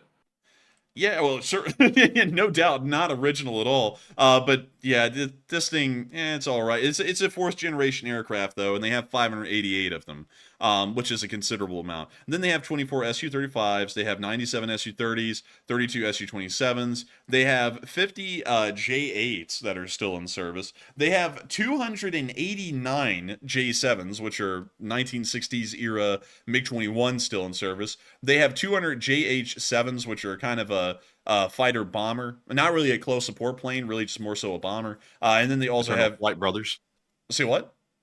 Eternal Flight Brothers. You said fighter bomber. Eternal Flight Brothers. But and then they also have the H-6, which is a strategic bomber of shitty design. Like this thing is just ugly. Oh, like I don't think anyone can disagree with that. But anyways, I gotta say those strategic bombers though, like obviously it's probably junk because it's sort of Russian and also the Chinese use it and whatever. Like it looks just like the Tu-95, or look pretty close to it. At least to me, it does. But you know, since it was on that album art, there was some kind of like Soviet-looking airplane or something like that on that album art. You know what I'm talking about? It's got like the back wing, like in the album cover. I don't know what artist it was that had it, but you know what I'm talking about? I have no clue. You're giving such little detail. I'm like, I don't know. Like It's like one of these like fighter like bomber looking things like this, and they just took a picture of the tail section of it, and they put like the name of the band on the like the back wing part. I have no clue. Like, oh well, damn man! Like I forgot you don't know anything about the music stuff. yeah, so I'm like an idiot in that category. You're just telling me like I'm supposed to know. Like it could be like the Rolling Peanuts or something. I have no clue. Like I don't know. Like I don't even know what these bands are, man. I like living under a rock, man. You completely forget. Well, man, it's somebody in the live chat's got to know. Like I'm going to see it in a second here, but you know, it looks like that one thing. Oh, there it is. Somebody said the Beastie Boys. I think that is it. Like you might have to pull that up and force you to know what I'm talking about. Let's see, the Beastie Boys bomber album cover. Oh yeah, here we go. Let me go. Yeah. Actually, is this it? Like, is this the one right here? Yeah, that's it. Whatever aircraft that is, I don't know what it is, but it looks like that. Isn't that a Boeing 727? Like, Are you sure? Yeah, that's a Boeing 727. Dude, monkey brain. Wait, are you sure about that? That doesn't look like it. Hell yeah, dude. Like, I'll show you, man. Look, right here. You see that rear tail section? Same one. Identical. Yeah, I thought that was a military plane the whole time I was looking. I was like, damn, they put a military plane on the album cover. That goes hard. Well, let's see. Apparently, there was this band called Kamikaze that used a different tail section, but that is of an F-86 Sabre. Oh, I think it was the Eminem one that I saw. I think it was that one and not the other one because that looks. They basically copied the other one. Like whoever did the second one, that was like almost a copy. Yeah, I think it was to pay homage because it says that pays homage to Beastie Boys, licensed to ill or something, or licensed to three. Something like I don't know. But anyways, beyond that, this is a Boeing 727, 100%, man, because that like. Notice how this engine right here is recessed partially into the vertical stabilizer, and then its exhaust is directly at the back of the fuselage. It is identical to this structure right here. And you can also see that the elevators are at the top. You can see the elevators are at the top up there. You can also see the smaller engines on the side of the 727 right there. And the engine size is big enough that it's about three window heights put together, and this engine is 3 window heights put together right here. It is a 727 100%. Oh, that's interesting. I didn't know that in the past. I learned something. Yeah, man, like, while I might be absolutely, like, stupid on, like, pop culture, like, I know my planes, man. Like, don't diss on me, man. I know that I ain't no military bomber. But this thing is horrendous looking, though. Getting back to that, like, this thing is ugly. Yeah, I mean, it is pretty ugly. It is. They should have made the metal chrome, and that would have made it look better, like the Russian one. It's based on this one, the Tu-16, which is also ugly. I think this thing was like a naval bomber though, and like an anti-submarine bomber or something like that in Soviet service. But anyways, with that, You wouldn't happen to have a clip of the Tu-95 like flying around, the loudest one. You wouldn't happen to have like a sound of that, would you? sadly no, like I don't have that on demand. Oh, damn. Like sadly, I just don't have the sounds of planes on demand. But if I do find it one day, I will play it on air. But anyways, with that, I hope we addressed that well. And funnily enough, that rabbit hole ate up loads of time. And so with that, we are going to be getting 5 more live chat questions, and then we're going to be rounding out tonight's stream. All right, so our next one is going to go to Giant Turner, who says, could the MiGs that we saw the other day have some sort of experimental and likely ineffective anti-targeting coating? Excuse me. Or is life in plastic just fantastic for the Russians? Probably doesn't have anything experimental in them because they probably don't even have the budget to try that, in my opinion. So I would say probably not. I would say probably not. That's the best thing I could say. And so with that, I hope that does address that well, because life in plastic is just fantastic for those Russians. Or life in the cedar box is just a whole, like it's as fun as Fort Knox. But anyways, with that, I hope that does address that well. We are on to the 4th to last question of the night. And this one goes to Brownie Mix Bro, who says, do you guys think that Ukraine targeting Russia's nuclear infrastructure is a good idea for them to do in the long run? Or do you guys think it's a precipice for World War III? And I think, personally, not a good idea. Targeting those radar systems was probably not the wisest thing for Ukraine to do. And it turns out it apparently does not have any connection to the targeting of the ATACMS launch sites. So it seems like it was completely sort of out of the scope of the war, from what I'm told. So probably not a good idea to test the nuclear infrastructure, in my opinion. But Enforcer, what say you? I would say that's not a good idea. It'll lead the Russians into a much more uncertain decision-making process. It gets in their decision-making circle in a really bad way. And decision-making circle means it influences how they make their decisions, and it kind of gets into their head, and that's something that we do not want. That's a negative way to get into their decision-making circle or their command circle. Not a good thing. I would say that we generally need to make sure that Ukraine avoids hitting infrastructure like that, because it doesn't even help them out in the war effort. They just kind of hit it to hit it, and it doesn't really change anything for them or for the Russians. It just makes the world a much more uncertain place, especially from a Russian decision-making end, which could lead to them being a lot more erratic. But with that, I hope that does address that the best I can. And we are on to the 3rd to last question of the night. All right, and this one goes to Flat92, who says, what do you think of the 300,000 NATO troops on high alert right now? And what do you think is going to happen if said NATO troops are sent to the front lines? And NATO troops are always on high alert, for the most part throughout this war. It's nothing really that concerning. I'm sorry if I sound like really dismissive, because whenever I hear people say high alert, my first thing is, it's probably not that serious, because everyone says that about the nuclear forces. But they're always on high alert. That's just kind of the job of NATO forces that are always put onto NATO's frontier. So if they were ever deployed and move forward, they probably do well. But beyond that, I don't really have much of a comment on them, because they're kind of always on high alert, and it's always just something churning in the background. And so with that, I hope that does address that the best I can. And we are on to the 2nd to last question of the night. And this one goes to Rosalie Woolman, who says, what is the USA doing to bring the Ukrainian children back home from Russia? The U.S. is not really doing much in that effort, because there's not really a lot for us to do. The Ukrainians are usually the ones who coordinate that on their own, and they usually end up trying to conduct some sort of a prisoner exchange, or possibly just end up trying to create some sort of a diplomatic negotiation or settlement to get them back. I don't know what they give the Russians in return for doing that, if anything, but nevertheless, it is mostly a Ukrainian-led effort on that end. I don't believe the United States is involved in that at any level. But with that, I hope that does address that well, and we are on to the final question of the night. And so, who is the lucky last person to throw in the lucky last question of the night? And that viewer is O-Tubes, who says, with Turkey joining the BRICS, surely this means they'll have to leave NATO.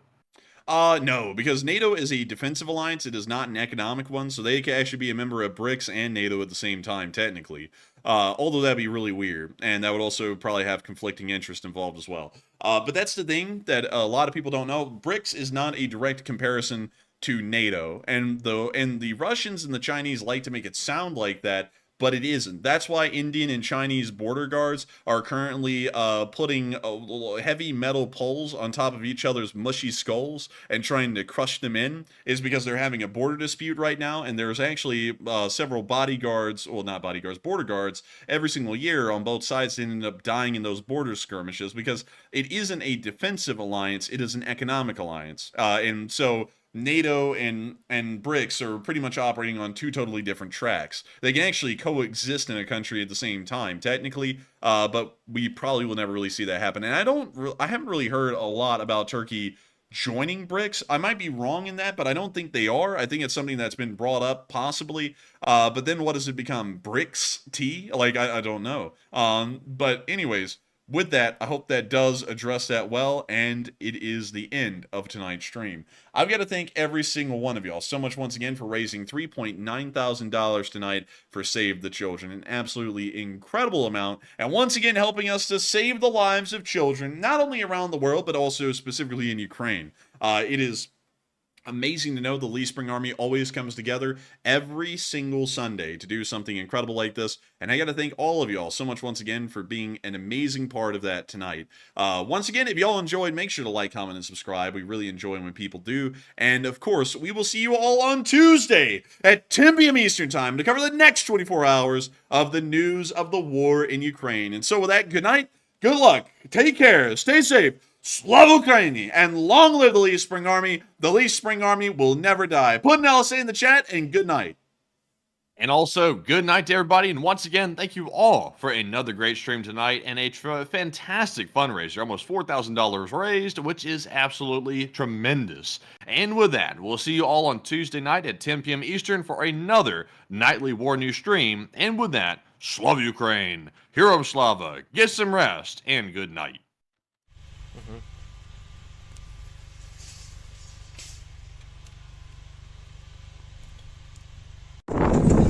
The Leaf Spring Army sends its regards.